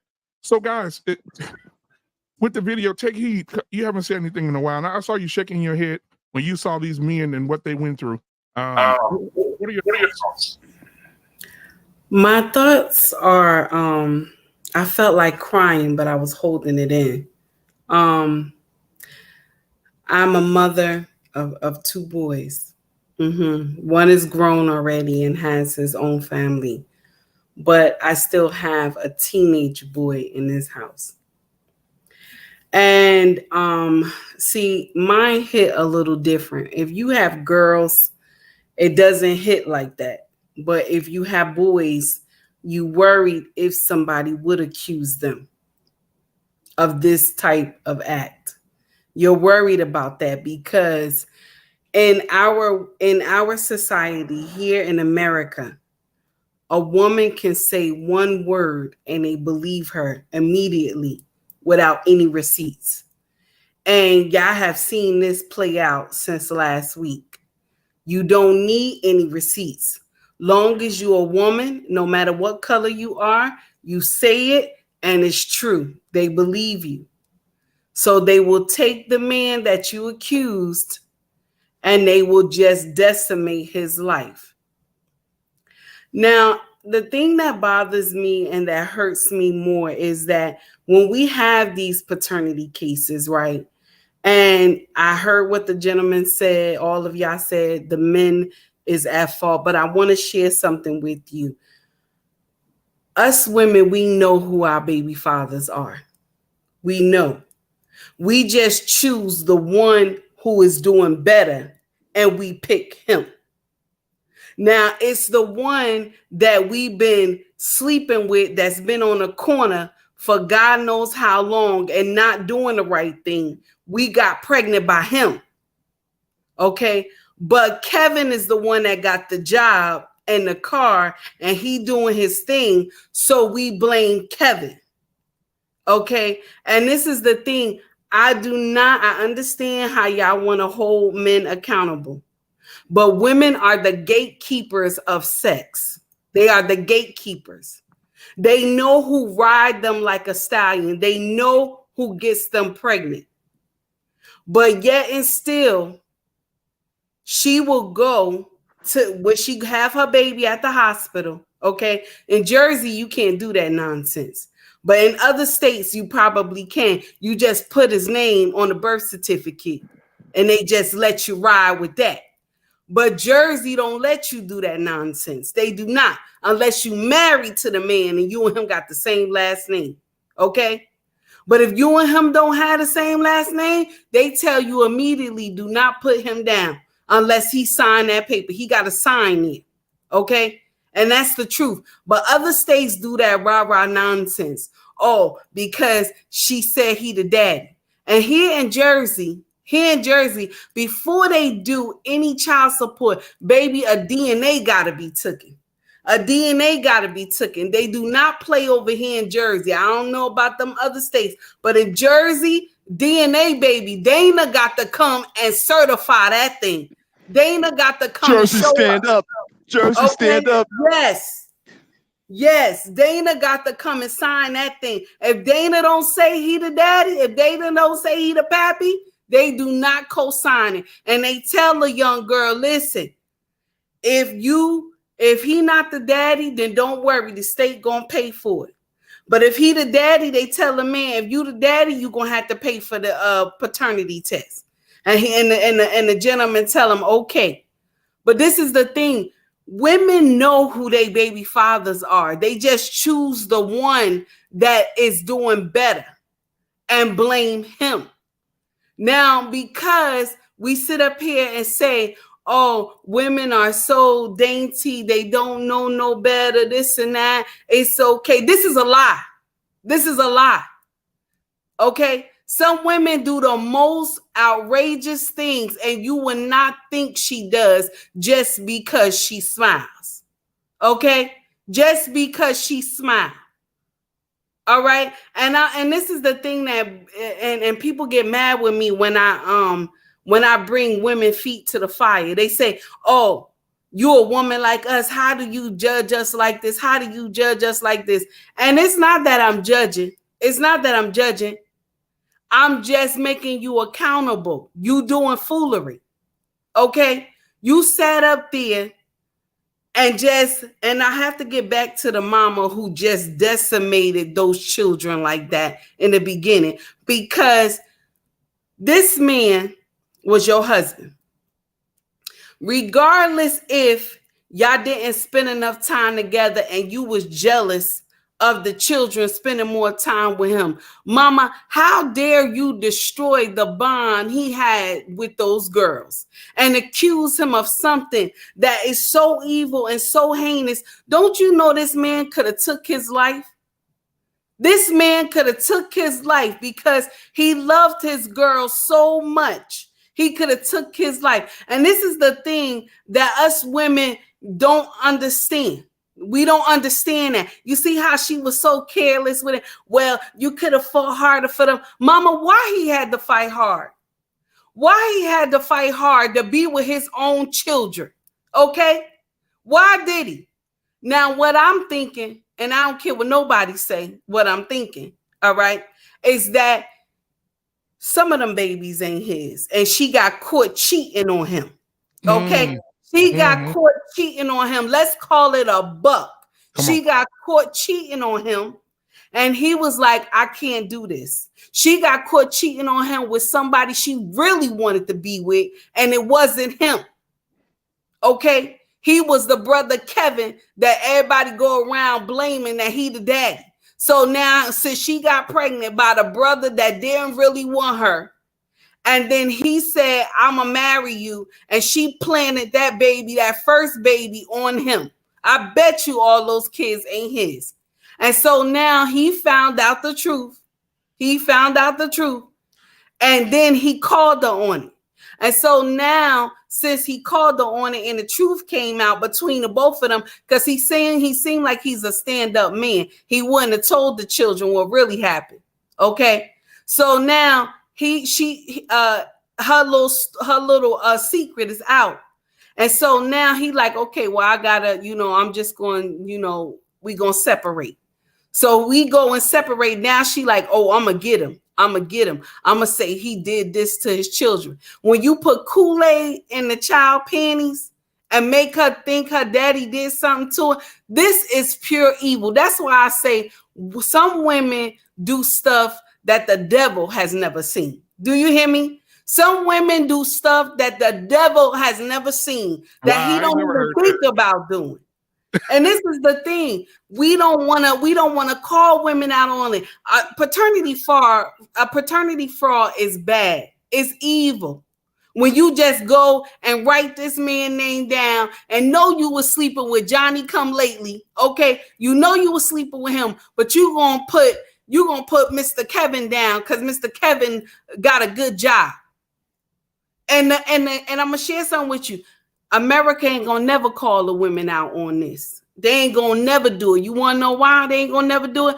Because child support is a cash cow. They ain't gonna never do it. They just gonna let it continue. And that's it. That's why these women, when they go on those shows, and then the baby, he turned out to not be the daddy, she don't have no remorse on her face. Because you want to know why?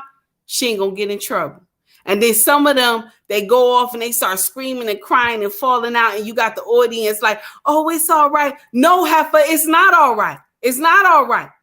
You was riding somebody late in the midnight hour, swinging from the chandelier with somebody else, and it wasn't your husband. That's my take on it. I'm done. Ooh, Lord, we're gonna let that simmer for a minute. Let's let that simmer. Okay. How you doing, fellas? What's going on, Ikene? Ikene, welcome to the show tonight. Let's get lost in translation. We're coming around to JT, then Ikene. Lost in translation. What are your thoughts, man? My thoughts is this, man. There has to be an adverse effect to all of this. You know what I'm saying? How men view women in these particular situations. I'm telling you what I've noticed lately. I've noticed that men are not going to work like they used to.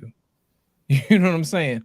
I've noticed that a lot of times when people, like, say, for instance, if somebody's car is banged up and it's taking like months for them to get their vehicle fixed because the parts aren't getting made. They got to ship them in from here, there, and everywhere. They're not making stuff here anymore. So that leads me to believe that men are not showing up to work. So why are men showing up to work? Do they not see the benefits of working hard?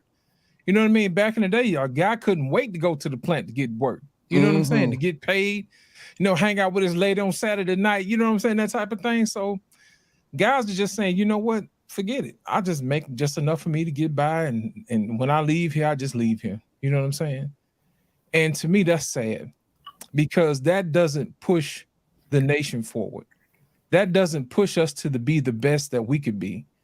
And it all boils down to one half of the equation. How do we actually see women? The other day, I think Friday, I had a video that says, "Are women tired of women?" You know what I'm saying? Are y'all messing up the brand? Sometimes we have to separate the ones that are messing up from the good ones. You know what I'm saying? And sometimes it's hard to tell. So I would tell the ladies, look, if you see somebody doing something wrong, you need to call them out. And I tell the fellas as well, too, if you see somebody doing something wrong, you need to call them out. Because what happened is if we get to the point where we can't trust each other, then we can't move forward. You can't build relationships the way you need to build them. You can't do anything like that if you don't trust your partner. And what we wind up having these little sneak fests. Well, I sneak over here to see this little girl. She'll sneak over here to see this guy. And then we get the whole mess that we have right now. You see what I'm saying? Nobody wants to do that because guys know that they all have to do is work under the table. And they know the man can't catch them, But my thing is this, you can't really buy a house if you're getting paid under the table. I mean, pretty sure there's some ways people can figure it out, but it ain't gonna be legit. You know what I'm saying? That type of thing. So my whole thing is this, we have to make sure that we hold people accountable, men and women, to make sure that we have a proper perspective, because if you get jaded, you'll start doing stuff like that. You'll start putting people's name down on a birth certificate, doggone whether it ain't them. You know what I mean?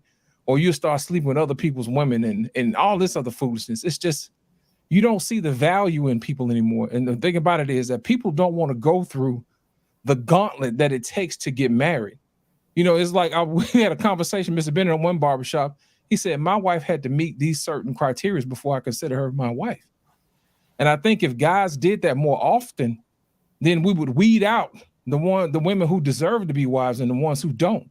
You see what I'm saying? And the ones who do get past that, they should have certain benefits and honors. So that way more people will want to be wives and conduct themselves as ladies. You see what I'm saying? But it comes down to us and whether or not we can hold the line. But most people can't. So I tell people all the time, build yourself up, man. You know what I mean? Know who you are. Build up your worth. Become knowledgeable. That type of thing. And in that way, you make better selections with your mates. So you don't become jaded when it comes to selecting a mate. You don't have to feel like you have to just say, hey, I can just gonna take anybody. Or since I can't find anybody, I'm just gonna slip in somebody's room late in the midnight hour. You know what I'm saying? Just to make do. But it all comes down to one person, and that's you. And it's up to you to make sure that you handle your life accordingly, because we can't make anybody else do anything. It all comes down to you. And you know what else? I'll say this. When you mention how hard it is, well, how it's now, well, men don't go to work anymore. People, period. Right. It's because I think social media had a lot to do with that. Let me tell you why. Right now, there are women out there who are 18 years old, young ladies who are 18 years old, who can take a picture of their feet and put it on OnlyFans and get $12,000. Yeah.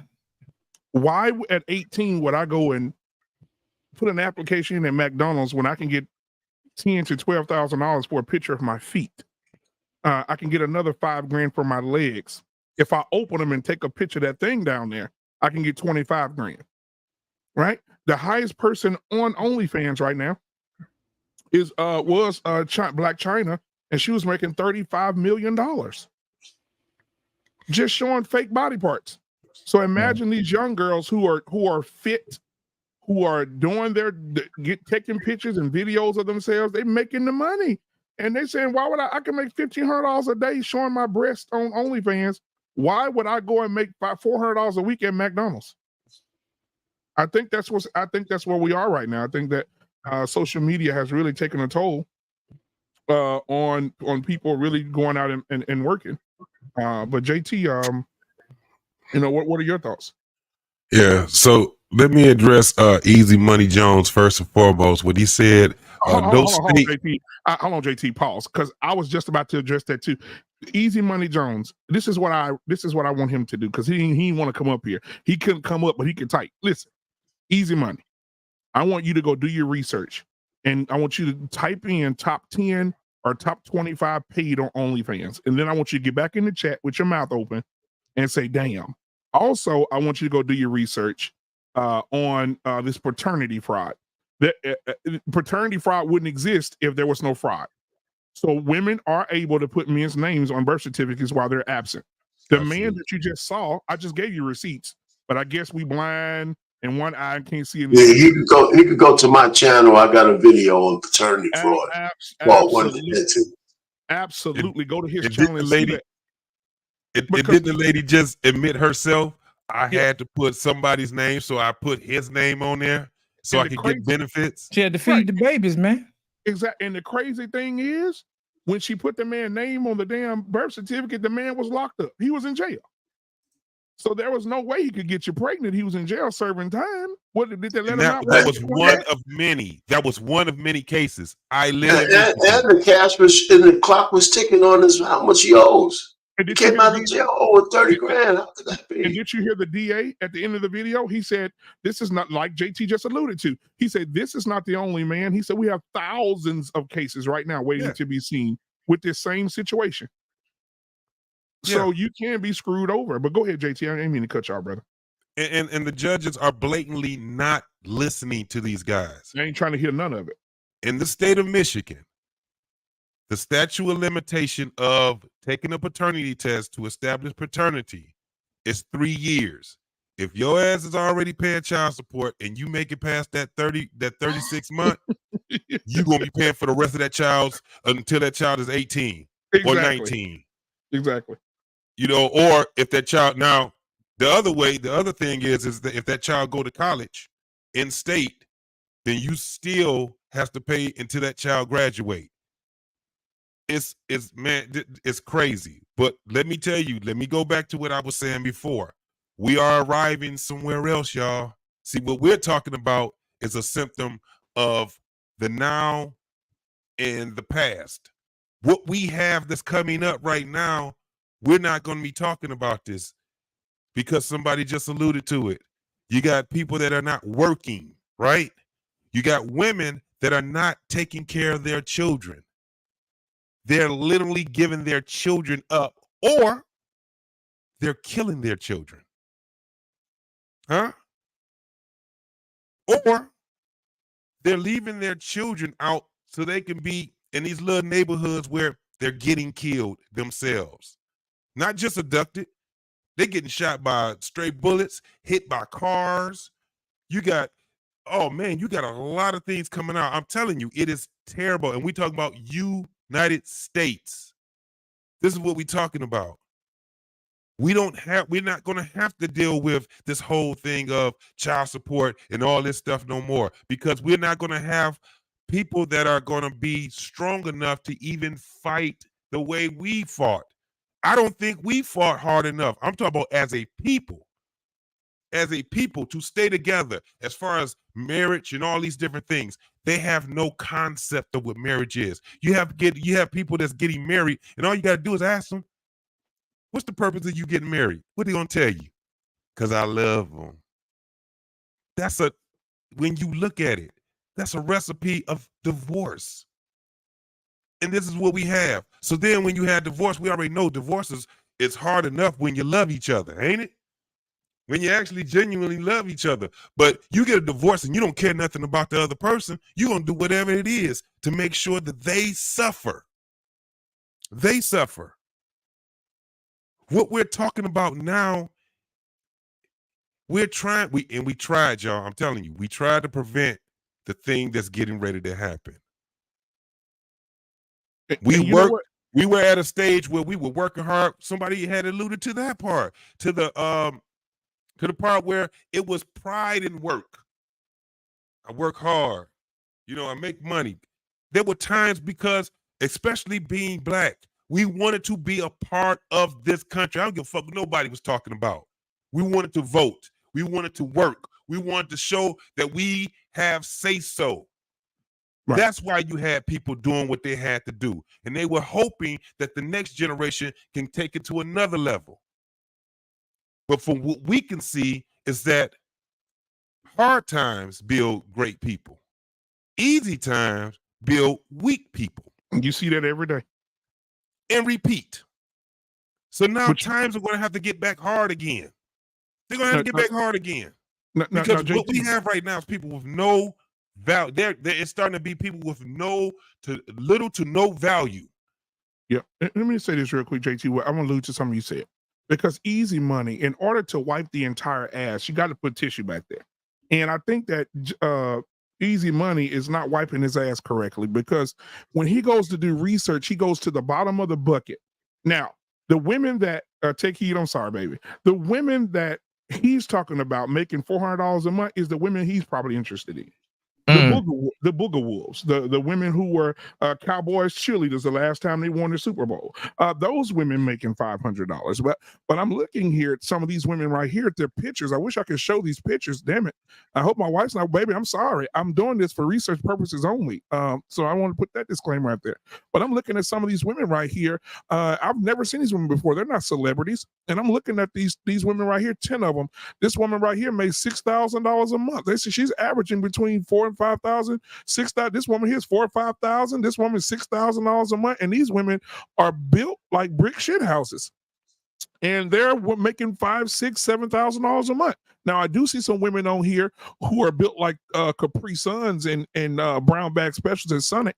They're making $400, $500 a month. I'm looking at them right there. The little chunky monkeys with the 4 kneecaps and the 3 ankles. They're making $400, $500 a month. However, I'm looking at these other women here. I don't know these women. They're not celebrities. I've never seen them on a movie or a toothbrush commercial, but they're making $6,000 a month. I'm looking at it right now. Now, if you want to go to the celebrities, we could do that as well, because they say Cardi B on OnlyFans making $9.34 million a month. Good God Almighty.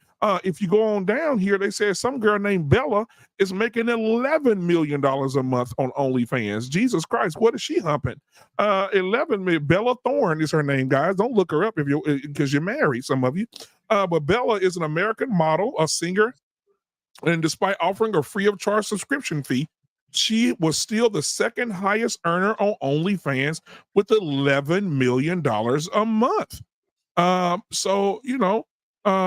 Black man, how much is a monthly subscription on OnlyFans? Huh? How much is a monthly subscription to OnlyFans? It depends. I wouldn't know that. I can tell you, it depends. I have an OnlyFans. Huh? I have an OnlyFans. Uh-oh. You know why I did it? No, whoa, wait a minute. Hold on. Now, listen, you about to get married. I'm gonna need you not to talk too much about that. I didn't have it for that. You Come remember, on, JT. OnlyFans was not, and still is not delegated or relegated to porn. You got people doing. They got money. They got money things on there. You got what's that dude name that got the build the implants? What's that guy name? He got the implants like he got muscles, but he really don't. Hey, what's his doggone name? Somebody they gonna tell me he has an OnlyFans, and that's what he talk about: making money, how to trade, all these different things. When you see men having OnlyFans, they having it to make honest to God money. They ain't showing their feet. They ain't showing anything. Well, I'm one of them is now. What's the boxer's name, Mr. Bennett, that got into it with Floyd Mayweather? He used to be those brothers. He's no, bro. not him. No, not him. The other one. The one that was him and Floyd was like brothers. He's famous though, right? So it's not one of the Paul brothers. It's not Jake. No. It's he the one got beat up. Remember he got Pacquiao beat. Was it Pacquiao or was it? It was another fighter. But him and Floyd was real cool, and then they stopped talking to each other. Who's the number one? Oh, consumer? you talking about oh geez. About Jake? No, kind of me. Jake No. What black dude? Yeah. I'm looking come to me in a minute. Talk a lot of shit. I got you. Yeah, I got you. Yeah, Adrian Broner. Adrian think Broner. about Yeah, this. he on there knocking cooches off and getting paid. Think about this. City boy. But think about this. Who's the number one consumers of OnlyFans? Men. Right. So if men having it on there and they doing it, either there is kind of like what they call it? It's satire, and they trying to get you to do something else, or let me go old school. That's what I'm talking about. Most men that do it, they're talking about some type of business building. That's what I'm saying. Yeah, they turned it into that though. But even when you're talking about OnlyFans, that's one thing. But you also have a lash tech. You ever ask the average young woman what they do? They tell you they are entrepreneur. Then you ask them what they do. They're esthetician, lash tech. They do pedicures. They do everything. And it's like, how the hell you got 10 goddamn jobs? They're not really. This is what I can agree with easy. A lot of them are not really making a whole lot of money doing it consistently. Told you. They hit it for a lick, and then they find the next hustle. So guess what the next hustle is? And it don't matter if you a girl or a woman or a man. Scamming. Credit card fraud. Well, hold on just a second. Now let me tell you what somebody told me. Somebody told me that Black China makes $20 million a month. Now let me tell you. Somebody told me that Black China's on there. Spread eagle, but not only is she spread eagle, she charges for every move she makes, and I think that's where a lot of girls ain't getting the money at.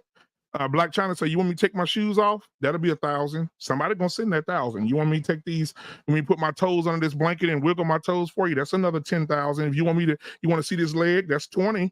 Anybody want to see me bag that thing up on this toy? Oh, that'd be $25,000. She's making $20 million a month doing that.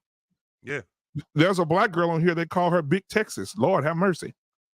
She need to go back to the doctor and get that fixed. But she's making she's making what, $3 million a month, and she's just a basic chick. I ain't never seen her on anything. Well, black man, it goes back to what we talking about earlier, man, about guys Jesus working Christ. hard. Think about it. What's the average OnlyFans subscription? Let's say what, $10 a month, right? Yeah, What's we'll the average cost of a normal date with a regular woman? With a regular woman, meaning who? Yeah. Just a regular somebody with the attitude of take heed, or somebody with the attitude online. Just oh shit. Ain't no telling. $100. No, mine is $10. Mine is $10. It's coffee. You know what I'm saying? Mine is only 10. Take heed. We in Jersey. You can go to You can go to one of our local diners, and you can get away with $100. Now, let me share something with y'all. I would never want a man to spend $100 on me on the first date. I'm gonna share with you why I say this. I'm gonna share with you why. Because now, why I say this is that you just met this cat. He just met you. Y'all should get to know each other. I tell people on my channel all the time, I would rather we go to a bookstore, a coffee shop, or we go walk through the park so we can talk to each other.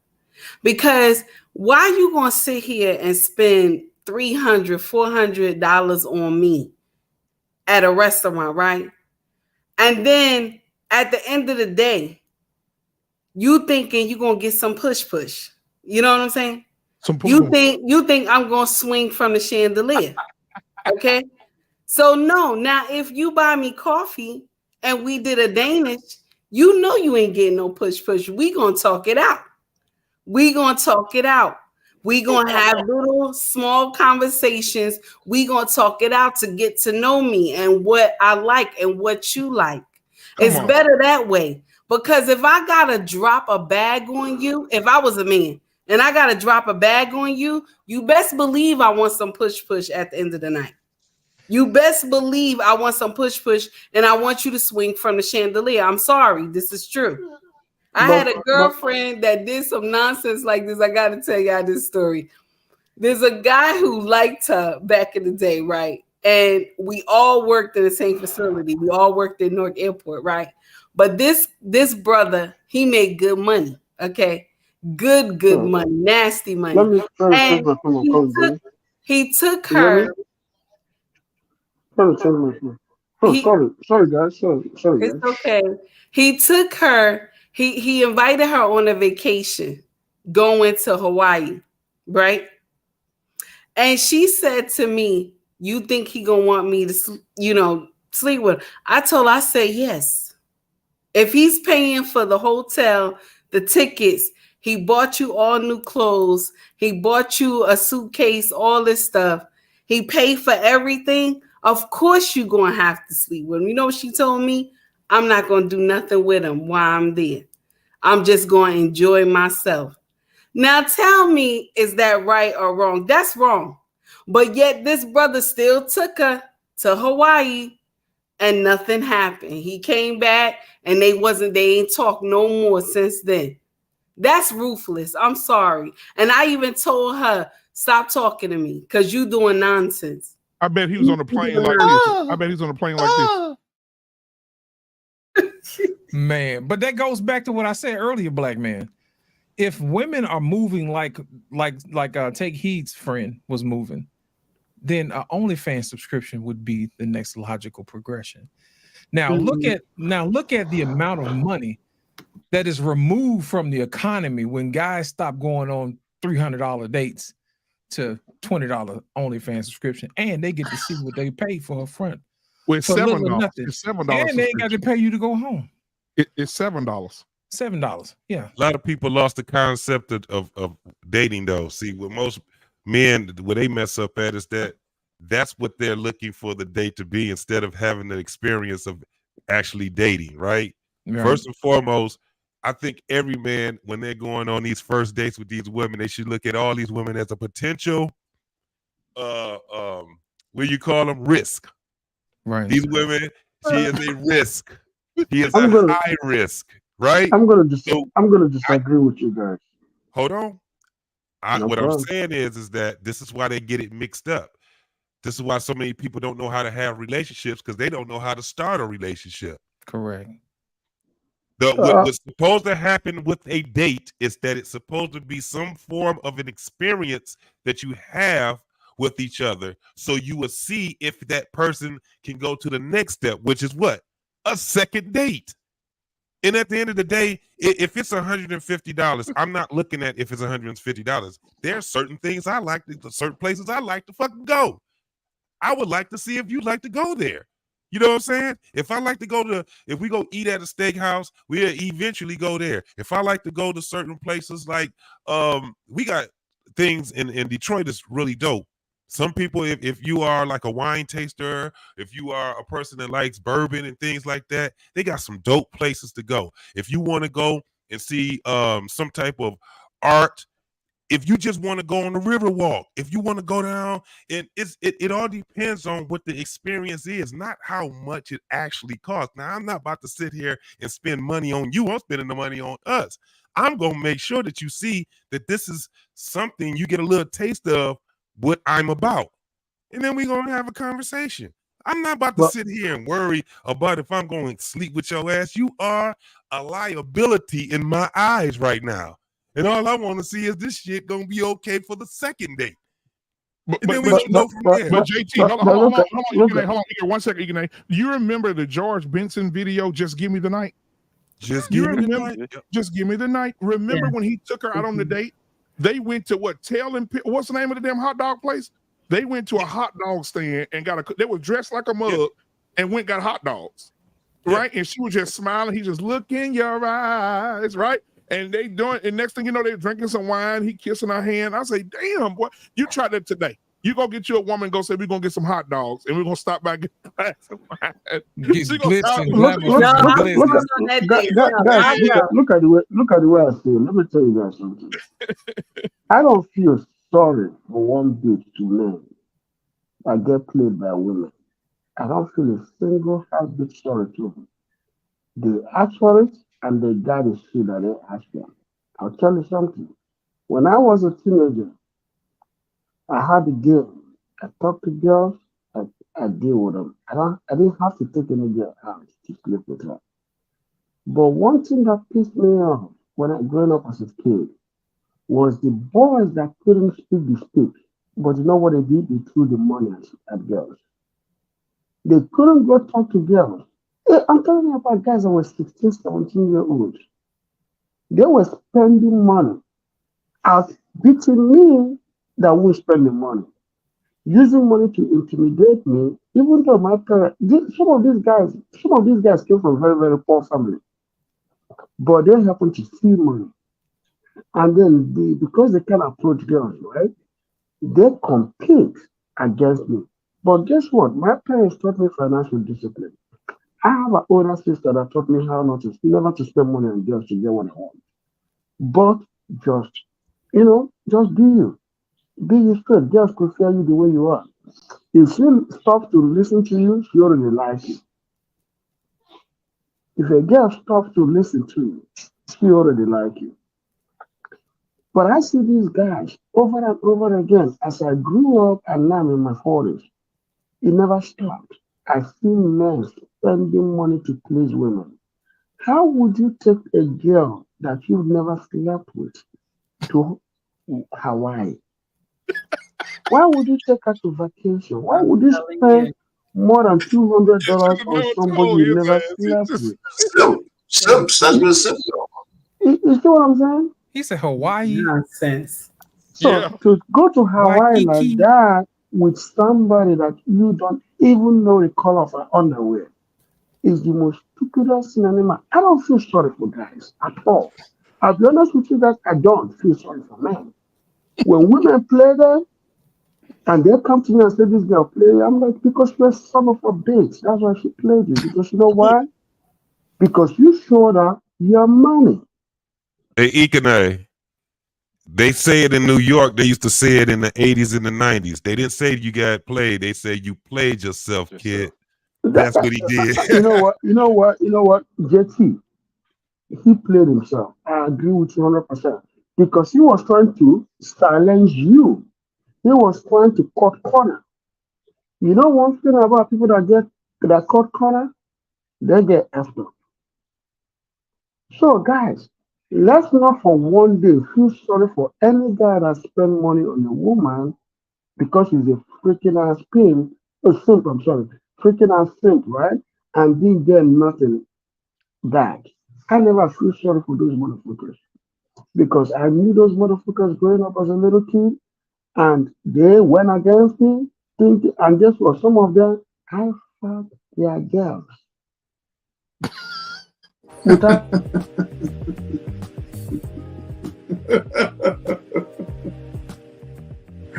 oh, poor baby. And I didn't have to spend a freaking dime to sleep with her ass.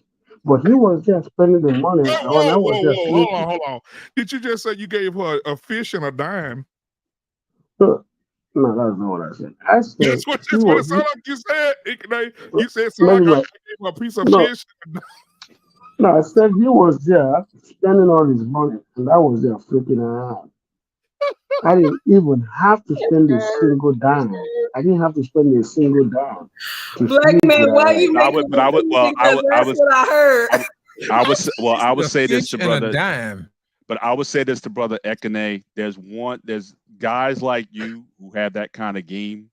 Is probably, at least in my experience, those guys are like 1 in 50 or 1 in 100. You don't have a lot of guys. You can go, all of us go back to high school or whatever. How many guys had that kind of game Not that many. where they can talk to a girl like that and still get it and not have to spend money? That But- might have been but- 1 or 2 guys in your whole high school Yeah, you're right. who had it like that. But But for Mr. most Be- men, the mindset is that you have to spend some money on a girl. And unfortunately, Yeah, the precedent whole is- notion of game is an illusion, man. A woman wanted to sleep with you to begin with, you know. So all you could do was blow it, you know. So I mean, women have an idea who they want to sleep with He the said first what time he they said. see you, you know. So Nah, I I mean, mean, nah, I I'm don't want telling to you, take I'm your telling. credit. I don't want to take your credit away from you, brother Ikene, but you know, hey, listen, you probably was like 90% there. All you could do was ruin it. But hang on, know? R-Pain, you don't remember, hang on, R-Pain, you don't remember there were brothers back in the day who always used to get it, and you would ask yourself why? They weren't necessarily the most handsome guys or whatever, but they just had game. They just knew how to way to get the girls kiki in, So and hold they on, were we able got a to lady. get it. We got a lady on the But panel right but now. I gotta tell you, but I gotta tell you guys something, right? Hold on, Ikene. Take heed to the message. She's a beautiful woman and she grew up in that time. Did you know men who were like that? Take heed. That were just a couple of men. Was it a couple of men? Was it a You're majority? on mute, baby. You're on mute. I don't want to miss a word of that. Come So on. y'all gonna be a little bit sad because Mr. R. Payne is right. He's right. I'm gonna share with you why I say he's right. Come on. If a woman take time to talk to you, all right? If she take the time to talk to you and she in your face, she wants to know you, baby, she ready to sleep with you. She already played it in her mind. She's ready to sleep with you if she already took the time to talk to you.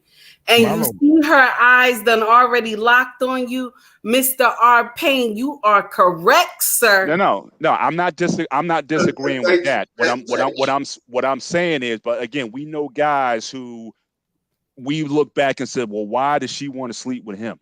He's not the star athlete. He might be because he's funny, or he's just got a certain charisma about him that gets the girls wanting to talk to him. But it's not necessarily the guy who has the money. Some girls will go for the money. Some guys go for the charisma. I'm saying guys who can get it on charisma only is a very rare group of people. But Mr. Bennett, No. It's still the same thing, gentlemen. What y'all both saying is still the same thing. What I'm saying is that if the woman takes the time, either the man be rich or he be poor. If the woman takes the time to want to talk to you, that's what I'm trying to land at, y'all. Y'all both are correct, but but how our Payne landed it, that's why I had to say he's correct, because if the woman takes the time to talk to you, she already has it in her mind. She played it already in her mind. And y'all know Ricky say this all the time. Sex already plays in a woman's mind when she meets a man. That's why it's already easy for her, because she done already played it in her mind that she can sleep with you. If she didn't play it in her mind, honey, you will not get that twat. You won't get it. But hold on, but let me say this real quick. Hold on, let me say this. Y'all. I'm not trying to be funny. There's this guy in my school. His name was Chancellor, and he was the guy. Let me tell you something though. What I didn't understand, he played football with us. When I tell you, the boy smelled like a skunk sex. And I cannot for the me and the dudes in the locker room, everybody was having their share, but we was like, why is he getting more than everybody else? And the boy stank like that. You're giving up them pheromones, man. the girls was all up There's some under it. pheromones underneath that stank. There's some pheromone that he's Oh, giving off. Black man on filter. Let me tell you why. Let me tell you why. Black man on filter. There was a day a girl told me this thing when I was in college. She told me something and I couldn't get it out of my head. She said she likes to smell the scent of a man. I'm like, hell no. No, guys, listen. Remember, I said I couldn't get it out of my head. But then later on, I asked her, "What do you mean by the scent of a man?" She said, "You see how, like, you know how men put deodorant on their armpit, and then they smell fresh." I said, "Yes." She said, "Sometimes women just want men to smell men. They don't need that, like." So there are women out there that like. So whoa. So you said women out there like. That's what she. I tell you that I couldn't wrap. She just want a man to smell natural men. I couldn't wrap it on my head. I couldn't. This girl is very good, man. I gotta tell you, sometimes we don't listen to women. We as men, because she told me that when men smell good, they smell feminine. I don't think I've ever heard a woman say she want a musty man. Man, I tell you, I couldn't. I get what you're saying. Not musty though. I couldn't. It's not musty. No, you got to shower. But there is but that scent of a man makes her feel good. And this girl was very beautiful. I just couldn't believe it. I'm gonna tell you something. There was a day when I was sleeping with one girl. When I was in college, I was sleeping with this girl, right? My wife is here. My wife is in the other room. That's when my voice is. Hey, you better hush. I'm gonna hold that down, sir. No, I'm holding it down. So what happened is that I slept with this girl. So I had my hand like this, right? Just know how your armpit smells, right? It's not funky, but it smells natural. Man, she crawled right into it. I had to put my armpit down. Then I remember what that girl told me, right? I put it back up. That's so because funny.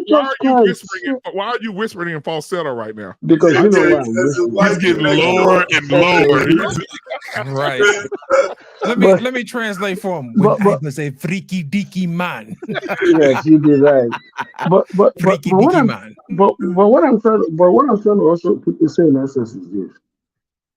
Let me say something to you guys. You see one thing with women are not complicated the way we take them to be complicated. Because men fight and compete against each other. The certain men put the bar high, and women follow that bar to go that high. They spend on women, they do all these things. But you see, you that haven't spent nothing, she will come back to you because women are emotional, they're not logical. Her emotion will bring her back to you that haven't spent a dime to sleep with you. Whereas he that has blew $10,000 will not say shit. And she will leave his ass for you. And then he's going to turn around and say, why did you go with the bond? No, she is emotional. She's not logical. So that's one thing that men don't understand. There are two things that men do that are very disastrous to men. Either they overspend their money on a woman that don't like them, or they talk themselves out of the woman. It's all about that's EQ, right? You have IQ and you have EQ. What you're talking about is men who have a very high EQ, which is again that emotional quotient. So, like you said, women being emotional, they are able to connect with women on that emotional level. But I don't know if that's something that you can necessarily develop. I mean, I've seen certainly in the early manosphere days, these guys talk about men learning game and how to do this and that and the third or whatever. But some guys, it's just a natural gift. You have to already have it. Yeah, you definitely have to already have it. Think about this. I'm from the era of guys that actually, it was like a competition with us, right? And you had one or two guys out of 10 guys that actually had that shit down pat. Yeah. The rest of us, yep, we were struggling. You know what I'm saying? I Or remember. at least you didn't get the prime ones. You know what I mean? Yeah. The eight nines and 10. They would get the 8, 9, and 10s. We were fighting over the 5s and 6s. You But had the it 8, right. 9, and 10s to get them. You had to have it, and that was that 1 out of 10 guys you were. And if you want to be really technical about it, you had a couple of guys running around that were so surprised that they got a girl. They're the ones running around to my smell my finger. Yeah, correct. But look, when it actually came down to No, you ain't gonna believe this. No. When it actually came down to it, you just brought back some bad memories, bro. I didn't even ask for it. Brother literally stuck this Latino Puerto Rican dude in high school. He literally did this in my face. We're at basketball practice, and he literally did this to me like that. And I'm like what is literally in my face? So you just brought that back, bro. But yeah, that dude. You know I'm not lying, dude. But remember, this is what I'm saying, right? They're not talking about mustard. The season wasn't talking about, because that's where I got confused. I had to go back to her many weeks later. I said, what did you mean? And she said, I mean the naturals now. Like, you know how that without the deodorant. No, you're talking a couple hours after the deodorant. Like, so if you took a shower, right? Unless you use some natural soap, at time to be 2 to 3 hours afterwards, you land. You're in that. Yeah, I know exactly what you're saying. Not when you go work out and maybe run errand and all got beaten by the sun or get a car smell. No, she's not talking about that. Yeah, but some people can't be without deodorant long. And I had a person tell me that about when somebody who was talking about that the guy who was that night. I think it was Hink on the show. Hink watching right now when they was talking about how to satisfy a woman by eating her ass and all that. But my thing is this: when I said that, I told you. Take heed. I'm looking at it like this. Even with an ass, the ass has to come right out the shower. You know how you take some out the oven, you want to eat it hot? It's got to come right out the shower and get to that brownies. Now, brownies. Right. I told some people in my family, an ass is an incubator for stinkiness. And I said, you have to, if you want a woman want to do that, she got to jump in that shower and jump in that bed. Now, and she said, no, I said, okay.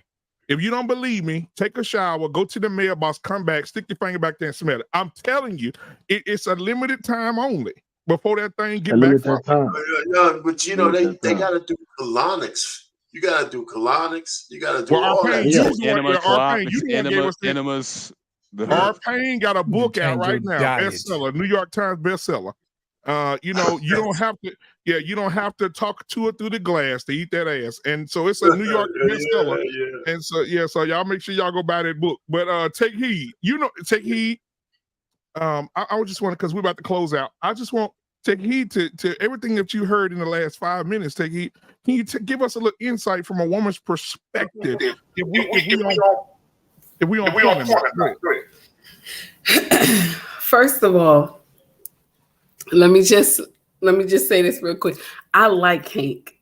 Okay. And I like his content. This brother, I like his content. I like his swagger, everything, right? But I don't want nobody eat my ass. I'm sorry. I don't want nobody eat my ass. I'm sorry. No. I just don't think that's a part of lovemaking. No, it's not. I just don't think that's a part of lovemaking. I know that they be doing some rah-rah stuff now, okay?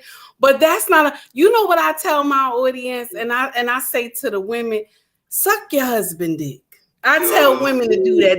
I tell wives, suck your husband dick. There's nothing wrong with sucking dick for your husband. I'm sorry. That's how I talk.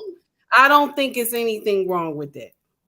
But the eating I can't. I don't know. That's too much. Take heed. Much too much. You just open up this. You just open up this can of worms. So I have to ask. And black man, please. I'm second. Right. I'm second. Okay. Yeah, that's good. All right. So spit. Or somebody got a YouTube on. No, I muted everybody. I muted everybody until she finished. Go ahead. You're on mute. Oh, go ahead, check. No, if you're not talking, mute. Okay. You're on mute, Mr. Bennett. Mr. Bennett, you're on mute. Nah, I thought already. I thought I asked the question. Now, so you talked about you talked about that. Oh, Mr. Bennett, you got something in the background. I think you got a YouTube on Mr. Bennett. No. I'm a black man on filter. I think you're echo. Can you address the echo, black man on filter? Somebody got an echo. Somebody got an echo in the background. They got to turn it off. Let me see if it's me. All right, everybody talk now. Okay, now I'm Hello? talking. Take heed. I think that the echo is coming from you, but I'm gonna tell you what it is. When you're talking, we'll all mute, and then when you're not talking, you mute, and then we'll talk, and then it'll stop.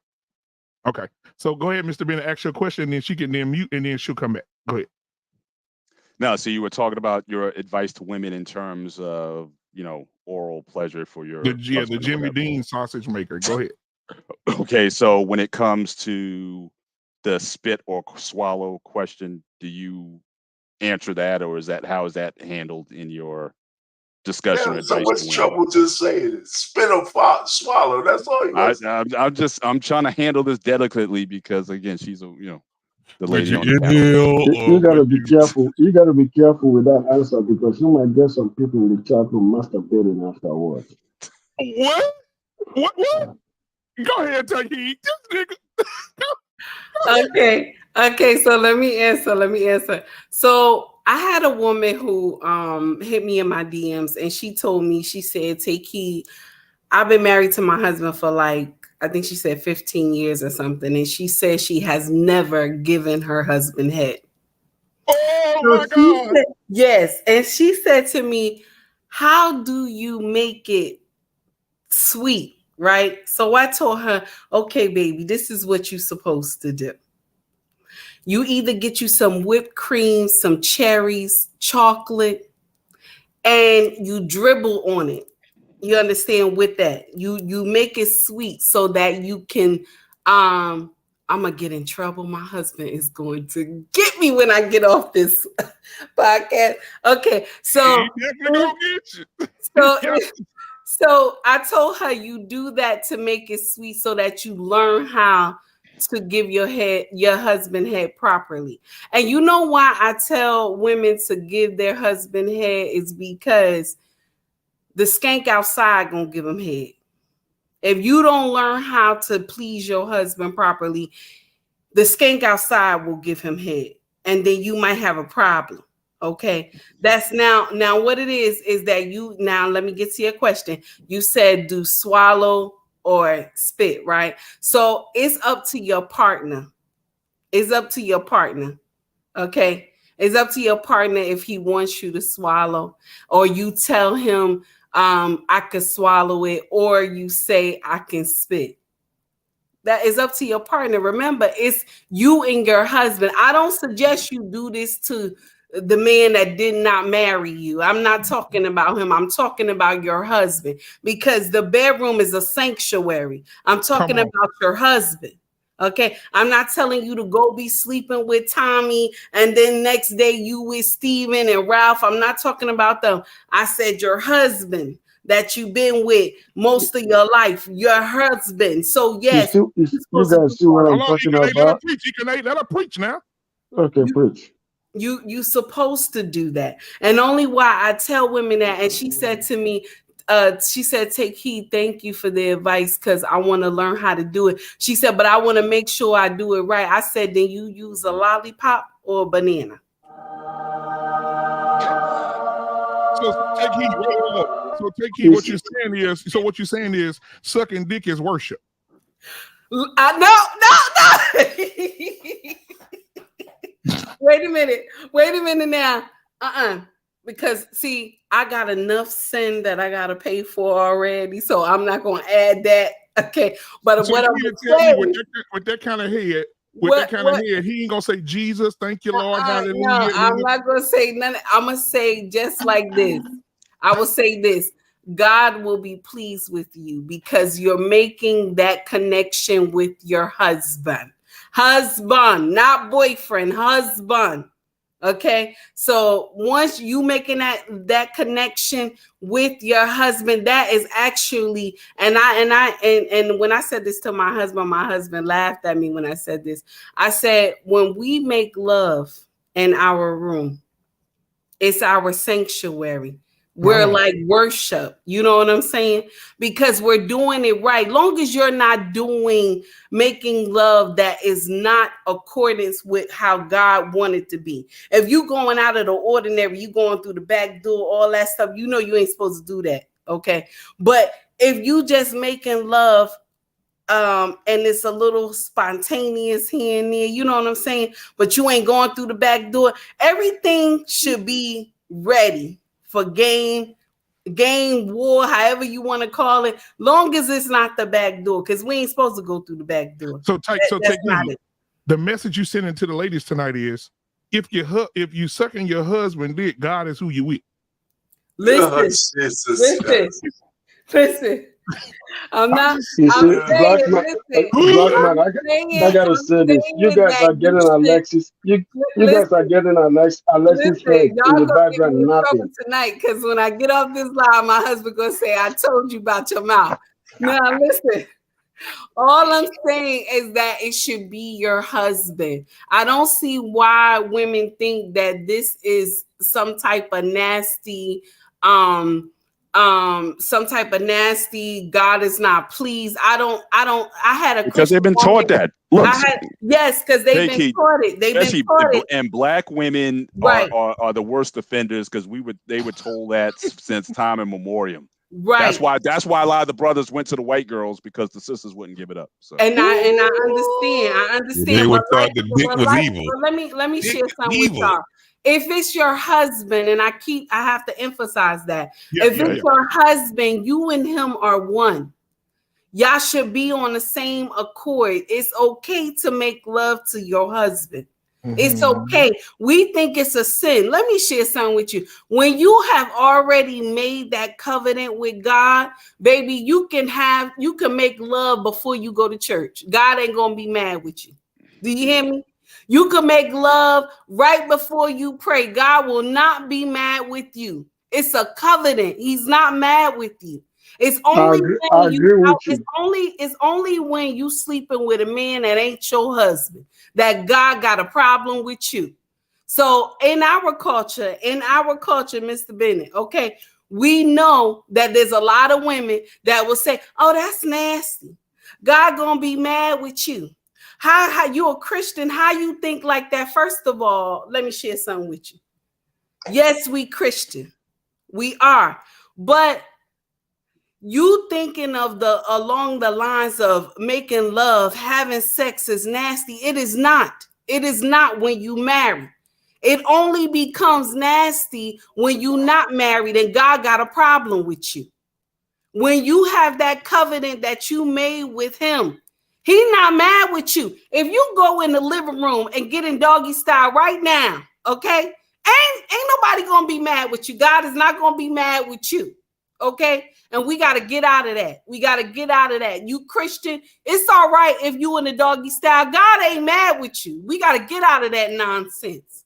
It's so only God when, went to the cross so you can hit it from the back like a boss. Listen, it's only when you doing stuff and that man ain't your husband. Hey, Jesus went to the cross so we can hit it from the back like a boss. You y'all may convert Ekene. We may convert Ekene. Ekene say, "Where is this Jesus?" I'm telling you, you guys are making Alexis go crazy because she's like, damn, she's like sitting and licking. You guys are making Alexis go crazy. Ekene say, well, "Who is this Jesus?" I'm telling you, man. That's funny, man. No, but the thing is that she's telling the truth. Go ahead. She's I'm telling the truth. Thoughts after this. Yeah, she's telling the truth because if you look at it, right, some girls are willing to please their boyfriend. They're willing to do whatever it takes to, like, I think she didn't say that. A lot of black women would do anything to be married. As soon as they get married, that's it. They don't want to have sex anymore. That's a big problem. We're not even talking about that. That's a very big problem. Like you see, when you get a girl, right? You might be with that's why so many men don't want to get married because they know as soon as you give her that wedding ring, sex ends. But before the marriage, you might keep her for 10 years. 10 years, she's packing front and back. She's throwing doggy style. She's on the chandelier. She's everywhere. She's in the kitchen. She's in the bathroom. She's everywhere. But So she as went soon from a as she walks, Lamborghini to a Ford Focus. oh, that's what she does. As soon as she become married, she's now Ford Focus. Telling you, that shit is bad. But, like I tell guys all the time, I tell guys this, I tell guys, if your woman denies what you need, go meet Angelina on the street, man. Because that's the best thing you can do to yourself. And you know Don't what? you ever, Ikene, I'm gonna say this real. yeah. So, let me tell you something. Black. Go ahead. Let me tell you something real low. Yeah. Take His heed, brother real, called. yeah, let me say it real low. I won't say it too low. But Ikene has a point. And Take Heed does as well when she said that somebody said that's why the men ran to the white girls. Listen to me. Those white girls are the devil. Let me tell you why. Because they would know that that's not happening with the black girl. And I remember a long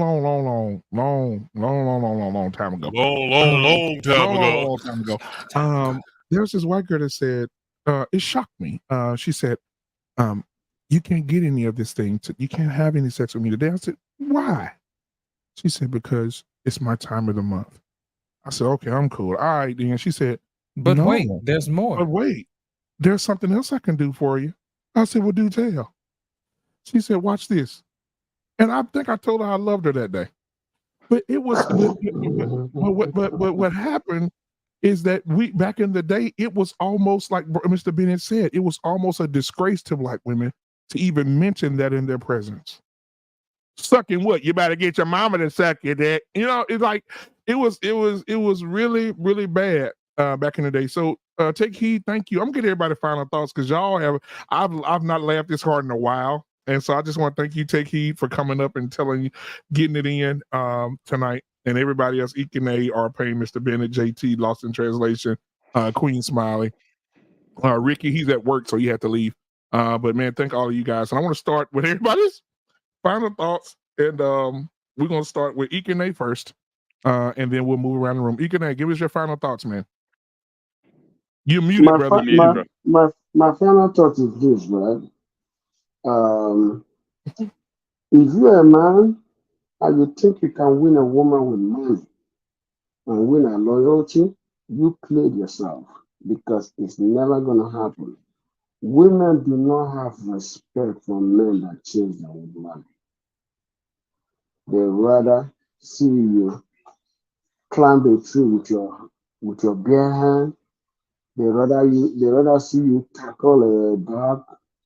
They rather see you fight a man. They rather see you be that handyman, fix the bathroom. They rather see you talk louder than them and shut them down and put them in a place. They rather see your masculinity happen because to her, a woman will do anything for her security. The woman's security is the protection of her seed and the protection of her interest. She only cares about one thing and one thing only, her interest. And her interest means you should be able to protect and provide, but most importantly, protect her. Because her mouth will put her in trouble, but you need to protect her. Her beauty will attract the wrong men. That house can be broken into. Her keys can be in danger. She just needs your protection. But if you try to buy her with your money and say, oh, I'm going to spend money on her, I'm going to take her to Dubai, I'm going to take her to Hawaii, I'm going to take her to Japan, you can spend all that money. She doesn't have respect for you because apart from the money, what else do you have? Money is only 3% of what a woman desires in a man. But what money can do is a whole lot of percentage. Don't be naive about it. But you see, your masculinity is a greater percentage. All right. So I do want to say Ikene before we move on to the next person. Ikene used to be a stripper. And they called him the continent. So Ikene, thank you for being here tonight. I appreciate you, my brother. And we'll move on. Unfortunately, I used to be in the church. We gonna move on to Arpain. Arpain, what's your final thoughts? Y'all crazy. Yeah, you know, We used to dance to all X-Clan songs. We've been all over the My place. brother kinda. to the east.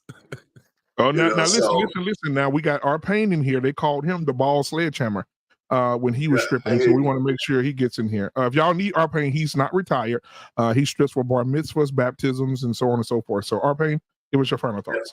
Sponsored Yeah, by you Johnson know, and I Johnson. tell you what, you know, unfortunately, women, you know, they might put you in their phone as foodie dates and stuff like that, but they do accept money from men all the time.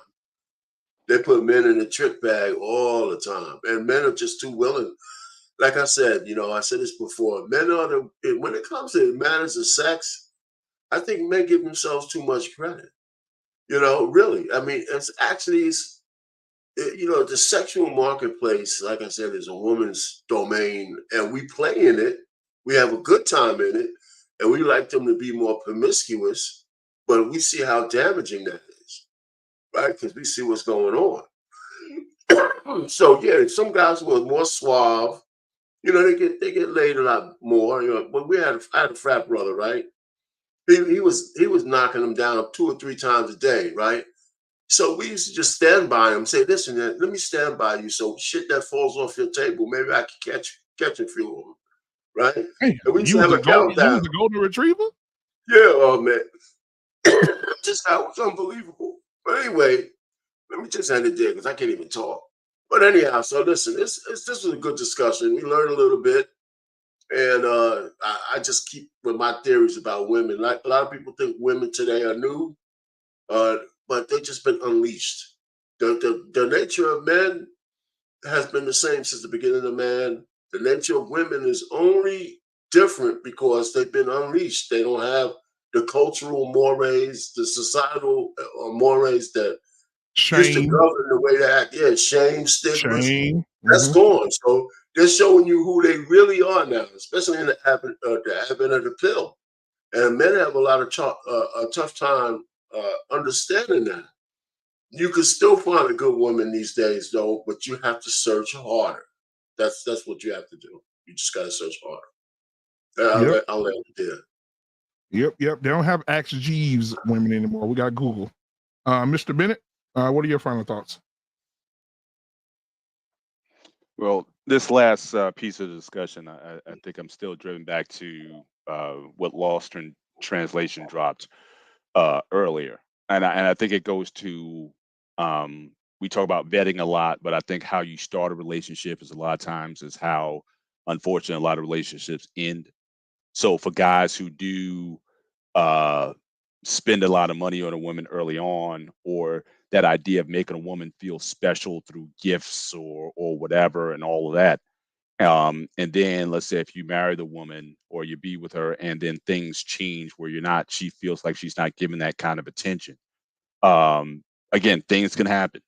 Feelings can change, instantly if you're not bounded by duty, honor, respect. If those things aren't the bedrock of what you're doing, things can turn if your relationship is purely based on emotion or how someone is making you feel in the relationship rather than honoring the relationship itself. And those are just things that we can say, oh, well, a woman's wrong or a guy's wrong for doing this, that, and the third. But I think with wisdom doesn't deal so much with right and wrong. Wisdom deals with, again, cause and effect, what works and what doesn't. And it's like when you applying wisdom, that's like some people playing checkers, but wisdom, you playing chess. It's about 2 or 3 moves ahead. So a lot of times when we're communicating things here, when we're telling especially young guys about not spending a lot of money on dates off the rip or not taking her to Ruth Chris on the first date and things of that nature, because again, down the line, when she starts thinking that she's no longer special anymore, or when she thinks that you're not, you're not going to be there, then again, you can get a lot of these emotional reactions. All these reactions that we see now, a lot of the women are all coming out of an emotional source of being either jealousy or envy or the spite or whatever it is. And those are just powerful when they're unleashed, as our pain was saying. Those are powerful things that can destroy men. And the other thing that especially when Black men played the entire list of videos, we still got to be proud of it. I know a lot of people don't want to say that here, but it's not just the women who are looking to destroy Black men. There's still societal issues. There's still societal systems that have a vested interest in keeping Black men in particular incarcerated. And again, that system is, again, paying the salaries of a lot of these judges and a lot of these people in these institutions. So knowing that those things are against us, we have our women who are oftentimes not thinking correctly about us. We got a system that's still going after us. It may not be Jim Crow anymore, but it's call it another name. All the more reason why, again, as men, we have to be wiser. Not to say that it's right or wrong or what you should or shouldn't do, but using wisdom in terms of how you operate in this world, and not exposing yourself to too soon, not having sex with the wrong person, waiting or abstaining until marriage, things of this nature. It's not that I don't want to see brothers not enjoying that part of ourselves as part of our nature and all that. But especially in these times when you have so many things that are coming at you, you have to be wise in this world and understand the forces that are still coming against us, even still to this day. So, and a lot of people want to say the victim thing and all that. I got no time for that. These are realities that are still happening to us. And so, brothers, again, as Brother Hink is always saying, protect yourself at all times. And again, how you operate and move in this world, be able to read things before they happen. If you're with a woman, and again, if you set a relationship where there's a certain tone that's being set, you still got to be able to read that. You still got to be able to read your woman and understand her and where she's going and things. If there's certain things that you need to do, if she's not feeling special, if you're not doing certain things, please be able to use wisdom and be able to read and understand her. Don't get so caught up in work or the kids or anything else, and still pay attention to that, because again, a woman who's not feeling loved or desired, that could be a very dangerous thing when unleashed. And I still think you have a responsibility to make sure, as much as on your end, again, evil's still going to go on, but as much as you can do on your end to ensure that things are okay on all levels, mentally, emotionally, with her, I think you'll be doing yourself a lot of good long term, and hopefully to protect yourself from these unfortunate situations. But again, great discussion tonight. And again, thank you for everybody, your perspectives. I learned a lot of Brother Law's translation. I'm telling you, bro. I mean, every time I'm on, I always learn something that just a perspective that you drop that just gets a lot of people thinking a different way. So I thank you for what you bring to these spaces, and just continue your success in the ventures that you're doing. So appreciate you guys. Thank you. Thank you. All right, JT, talk to me. Then we get lost in translation, and then the honoree of the hour. Those Baptist preachers be saying the honoree of the hour. Your very own, take heed to the message. But right now, JT, go ahead, brother. Take heed. You should see how my girl, she be doing you sometimes, because she be listening to your videos. She be having me cracking up. She be going through the house. She be like, all that foolery. She be out there with the tea. I said, boy, we be cracking up laughing, but she watches your videos and stuff, man. So you definitely got a fan and my baby. So she definitely. And you know what? Most of the women out there that come at Take Heed, because they do, and they can't handle Take Heed's truth. But after this truth that she tells every day, every morning, as she do the shows, I think a lot of women in the future, Take Heed, are going to be saying this to you. Okay. Please forgive me. All right, go ahead, JT. Oh man, yeah, and like Mr. Bennett said, man, great conversation. Like all the time, man, it's always a great conversation. Get a different way of looking at certain situations because of what you guys contribute on the Black Man Unfiltered show. Again, when I'm talking to younger the younger folks, young men, if you are dating, first you should be dating a court. But when you go on these first, second, and third dates, you have to look at these young ladies as possible risk. They are risk. And you trying to get sex from them because of a date is not conducive to your future. You know what I'm saying? So I think that we need to probably have more conversations that actually targets younger generations because they are 100% lost when it comes down to this thing that we want to build called a family. They're definitely they're lost in the sauce right now, and a lot of it comes from the previous generations. You know, so I like having these conversations. It's something where we can bring, and it'll spin off on my show. It'll spin off on Lost in Translation. Take heed. You know what I'm saying? Our Pain, Mr. Bennett. We all will continue these conversations. Ikane, man, you are funny as heck. I gotta say, I never saw you get pissed off, but this past week, I saw you get pissed off. I said, what the hell? He was using cuss words. I said, that don't even sound like a cuss word. It just I was like, wow. And it's that trucker dude that got he pissed off. And I was like, wow. But I definitely had to say that, man. I enjoy everybody. Lost in Translation. I was just watching your stuff, man.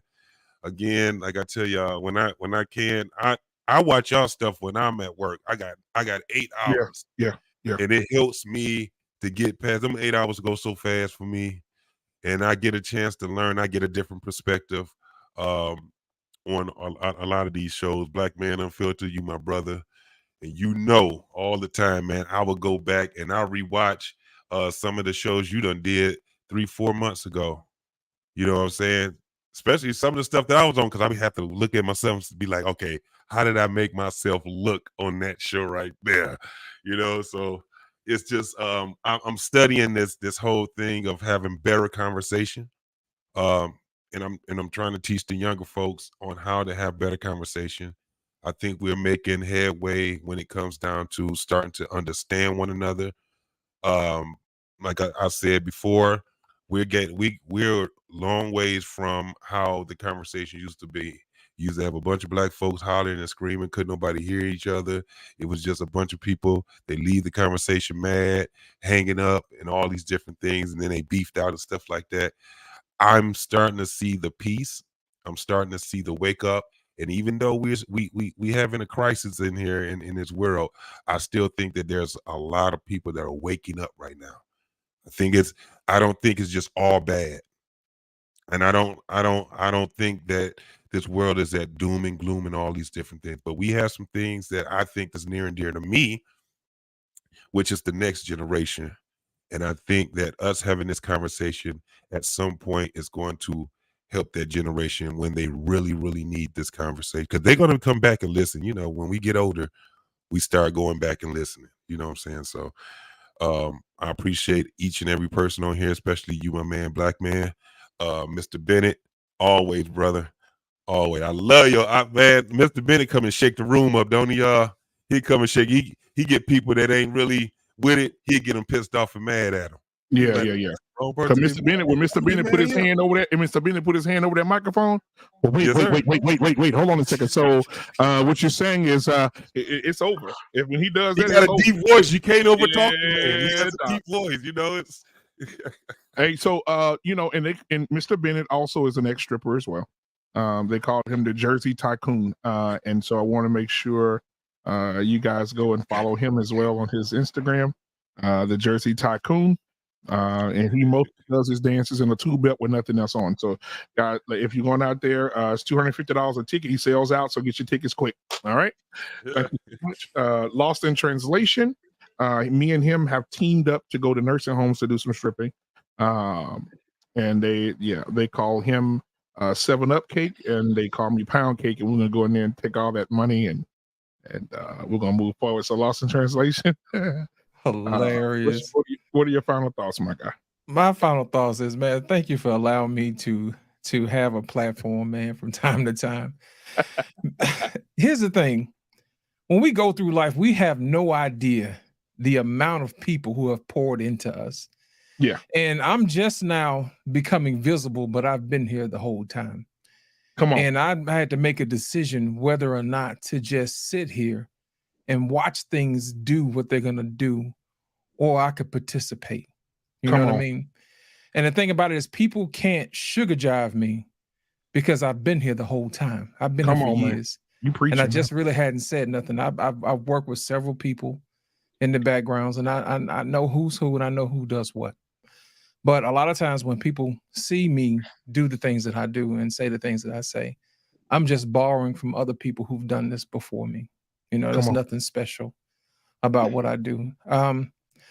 There's a lot of people who've poured into me, and I appreciate you, Black Man Unfiltered, for giving me an opportunity to share that, because you don't know what comes out of you until you start having conversations with people like Take Heed and Mr. Bennett and JT and Ikene and Arpain and Sir Hale and people like that. You don't know what comes out of you until people start talking. So I was telling other people the other day, I said, you don't know how great you are until you get around greatness. You see what I'm saying? Until you get around some other people to pull that out of you, you don't know. And I was telling SB a long time ago when I first showed up on her show, and I was telling her, I said, yeah, people need to hear this voice because it's different. You know what I mean? I'm forcing people to think differently. And so when we come across situations like we had tonight, what would cause somebody to do the things that they're doing? You know what I mean? And that would actually help us to understand human nature. In this particular situation, Mr. Bennett, we're talking about the lady who had told her daughters that her husband, you know, was touching them or whatever. Well, I think what happened in that particular situation, she signed up to be a wife, which was the centerpiece of their marriage. And when the kids showed up, she was no longer the centerpiece. Right. Now, here's one thing that men miss sometimes. When they're busy being the provider, sometimes they lack in being the protector. And being the protector in some situations is reassurance. And you don't know what you have until you actually have to sit down and talk to people. We get into the position where we get glorified as being providers, but nobody sits down with men to teach them how to be protectors. Hey, you know, you have to have a mentor somewhere say, hey, man, when's the last time you talked to your wife, man? When was the last time you asked her, was she okay? When was the last time you asked her, did she need anything? You know what I mean? Those type of things. Hey, how can I better serve you? Matter of fact, I hadn't taken you out in a while. I got a babysitter. You can stay out in mama's house or whatever. I'm going to spend some time with you just to make sure you're all right. Listen, I appreciate everything that you've done in this marriage. And I want to make sure that you're not forgotten. Those are the things that solidify your marriage, your bond.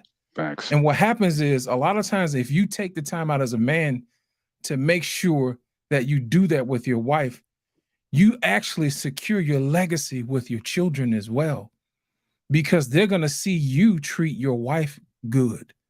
You see what I'm saying? And you're actually preparing them for the next generation, because a lot of times kids see how you treat your spouse and they think that's how it's supposed to go. That's how a lot of times kids get trauma from time to time, seeing how their daddy and their mamas treated each other. And they try to emulate that with somebody else. Well, what happens if you come across somebody who didn't? Mom and daddy had a good relationship, or they were weekend dads and all this other stuff. So now you're trying to commingle two ideologies that don't always mix. And sometimes people don't go to psychology school, a psychology class, to understand those things. So what happens is we wind up in situations where we don't understand each other. You know what I mean? We don't know how to reach each other. And I tell people all the time, make sure that you sometimes turn off the internet, pick up a book, understand psychology, because all we have is us. All business is relationships. And if we're doing bad business with each other, what makes you think other people want to do business with us as well, too? Yeah. Like I tell everybody else, you can always find me on YouTube, Lost in Translation podcast. You can find me on Sir Hell Speaks on Super Sunday. You can always find me here on Black Men Unfiltered on Talk That Talk Tuesday, also in the barbershop. And now on Monday, by popular demand, on Humble Dad on Mondays at 9:00. So people are starting to ask me to do a few things, and I'm more than happy to do that. And Black Men Unfiltered panel, guests, people in the chat, thank you guys for coming out. All right. So thank you so much. I mean, you dropped some dimes right there, brother. We got to let that breathe for you. Yes, absolutely. Yes. Have my shape. I'm sorry. I had to remind myself where I was at. Praise God.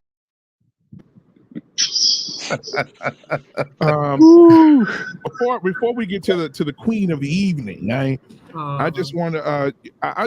like to promote people who have their own small businesses, and our very own Black David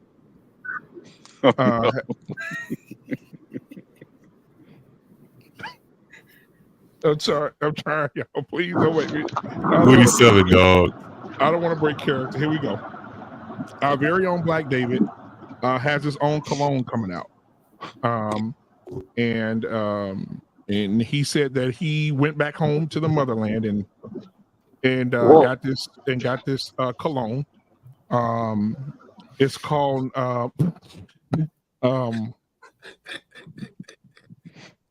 Thunder. It's called Black Davy. And it's made out of antelope antlers and hyena stomachs, and so it's baboon sweat. What no baboon ball sweat? That ain't in there. No. Last week it was octopus. I can't let it go on too long. Okay. But I just want to make sure. And guys, here's his commercial on waving away all the other colognes to buy his. Here we go.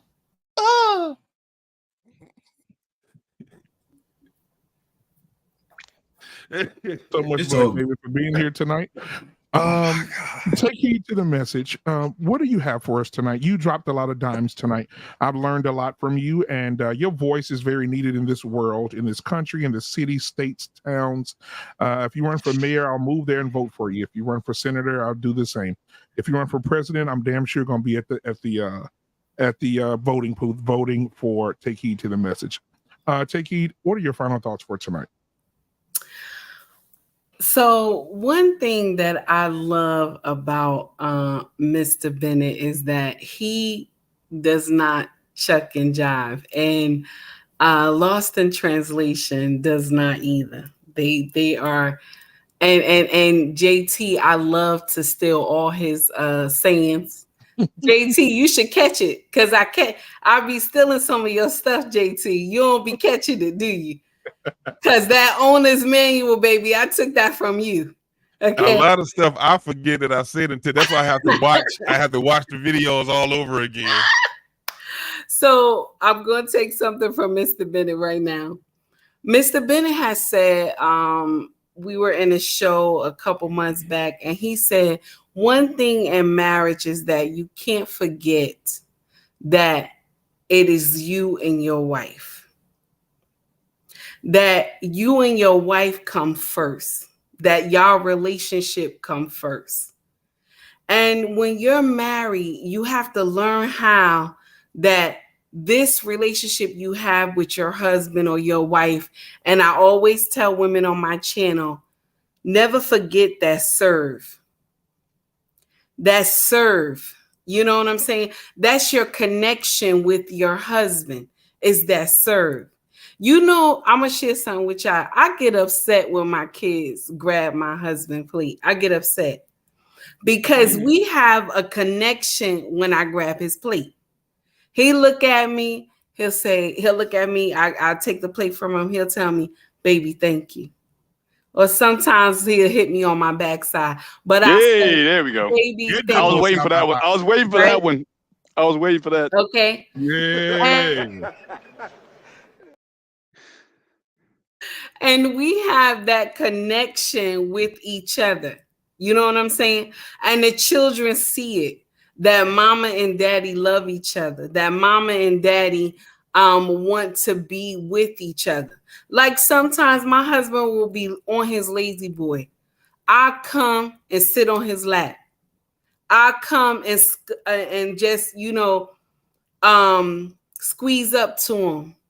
I want to be under him. And I think as married couples, we got to understand that we supposed to have that connection. I told you guys that women smell men's handprints. You don't You know what I'm believe me. saying? See what she's saying? Oh, no. I'm not saying what you said. Yeah. I'm not saying what you said because my husband like Old Spice. My husband like Old Spice or gray. Yeah. But what I'm saying is that we got to remember that when we marry, we can't just let our children take over everything, because remember, these kids will get grown. They will go off to college. They will leave the house, and it's only you and him. Now, from what the woman did to her husband, okay, about how she lied, I could never condone that. I don't care what he had done. I could never condone that evilness. I'm sorry. And I'm going to share something with you. Those girls may not confront her about what she did, JT. They may never, but I'm going to share something with you. I always tell people on my channel, you have to be mindful of the way you treat your children, because the day when you need that drink of water, they will not be there to give you that water. And so for the nonsense she did to those 5 girls, those girls will not be there to give her that drink of water. They may not confront her, but they gonna make sure mama gonna deal with that nonsense she did on her own. And she gonna be the one in the home crying, talking about my girls don't come see me, but she know why they not coming to see her. Right. She know why. And then you know what I want to also say is that paternity fraud is not fair, and these states need to do better. But because nobody rallies, it's only the men that rally behind. The women are not rallying because they get the benefit of this nonsense. And then the state is not going to say nothing because they don't want bastard children walking around here. So you have that catch-22. So with that being said, I'm sorry, gentlemen. I want to tell the truth. That system will never be broken until we take Shane back. That system will never be broken until we take Shane back, because our women are so out there. Some of our women are so out there because shame is not available. You hear me? Shame is not available. They don't care. That's why they come to social media half naked. They tell you, I had one girl in my comments say to me, I will always be a baby mama. I don't want to never get married. I'm just going to stay by myself. I wrote her back. I said, what kind of foolishness is that? Don't come to my comment section if you're going to put nonsense in the comment section. Because who will want to be stuck in that position that you just want to be a baby mama? I always laugh at women when they say, I just want to be a baby mama. And I was a baby mama. That was a nightmare for me. I'm sorry. There was nights that I cried and I was alone trying to raise my child on my own. I didn't have the luxury of going to social media crying so everybody could feel bad for me. That's why I don't feel bad for women when they come to social media crying. Don't cry, because the time when you were swinging from the chandelier, you had your legs open like a V, you was in doggy style, you was not crying. You was calling him daddy while he bent you over. So I don't want to hear you crying now on social media. So that's how I feel. And I just think that whole system of child support will not change until women think being married is better than being a baby mama. And y'all can find me on Facebook, YouTube, and Instagram. And at times you'll find me on Black Men Unfiltered on Tuesdays. And I also do a daily morning show on my own channel called Take Heed to the Message. Man, y'all gotta watch it, bro. You gotta watch it. And that's it. Thank you, gentlemen. And I enjoyed this platform with y'all. And now I'm gonna get in trouble because I was talking about sex on here, and my husband gonna have a problem when I get upstairs. but I'm gonna do my best to calm him down. I know that's right. Yeah, go up there, make sure he's calm. Make sure the storm is calm. Go. I want you to, you know what, those airplanes that they use, the meteorologists use to fly into the hurricane, just fly right in the middle of it and just sit there for a minute. But anyway, guys, thank you so much for being here. Take heed to the message. You are a blessing to everyone that you come in contact with. Thank you so much. Lost in translation, man. You dropped enough dimes tonight to put a down payment on a $4 million mansion. JT, you always coming in, my brother, always a supporter, always been my boy, always been here for me, man. And so thank you for being here. Our Pain, you know, even though he stripped for bar mitzvahs, that's still my brother. I'm glad that he's feeling better because he was feeling under the weather last week, and I'm glad that you're recovering. So many prayers to you to continue to recover. And then we'll get on you a little bit more when you get a little bit better, so you can have some, you know, we can go back and forth. Mr. Bennett, man, come on. You know, what can I say about Mr. Bennett? Mr. Bennett always has a perspective that he gives that's not going to always agree with yours. And so, you know, you have to be a mature person and be able to have the conversation with Mr. Bennett, because he's going to bring it out of you. He's going to say some things. He's going to bring some things up, and it's necessary. It's necessary. So thank you guys for being here tonight. It was amazing. I done laughed so hard. The left side of my head is hurting because you guys are crazy. For Mr. Bennett all the way around, you guys are crazy. Take heed. Well, first of all, to you. Well, first of all, certainly praying your healing. That you get well very soon, and hopefully you'll still be able to enjoy your vacation should you choose to go, and but just travel safe and just take care of yourself, because again, we need you out here, bro. So yes, sir. Don't be out there doing too much, because you know, you got a lot of responsibilities, and your health is number one. So take care of yourself, brother, for real. All right, man. I appreciate you, Mr. Bennett, man. Appreciate that. All right, man. So, hey, guys, another great show, man. Next week I won't be here. However, I know a guy that can do this show on next Tuesday. I know a few guys that can lead this show next Tuesday. I'll be reaching out to you guys for sure. And then we'll have all that ready before I leave on Thursday. I'll have all the shows prepared for next week. So Monday through Friday will be already set and ready to go for next week. And Black David. And I want to welcome Alexis from Texas. She's engineering now the shows, so she's in training. So she's in the background, and so I'm glad that she came on since she wanted to help out. So it'll be Black David and Alexis from Texas running all the shows next week. So I'm looking forward to them doing that, and I'll be over there somewhere, you know, chilling and staying away from everything that's bad for me. I'm not eating no brownies when I get there. I'm not eating no candy, none of that, because I don't want to be high as a kite in Kansas. So I'm gonna stay away from that. However, take heed to the message. Lost in Translation, JT What We Know podcast, Mr. Bennett and our Pain, man. I appreciate you guys, and we out to Pain. Peace.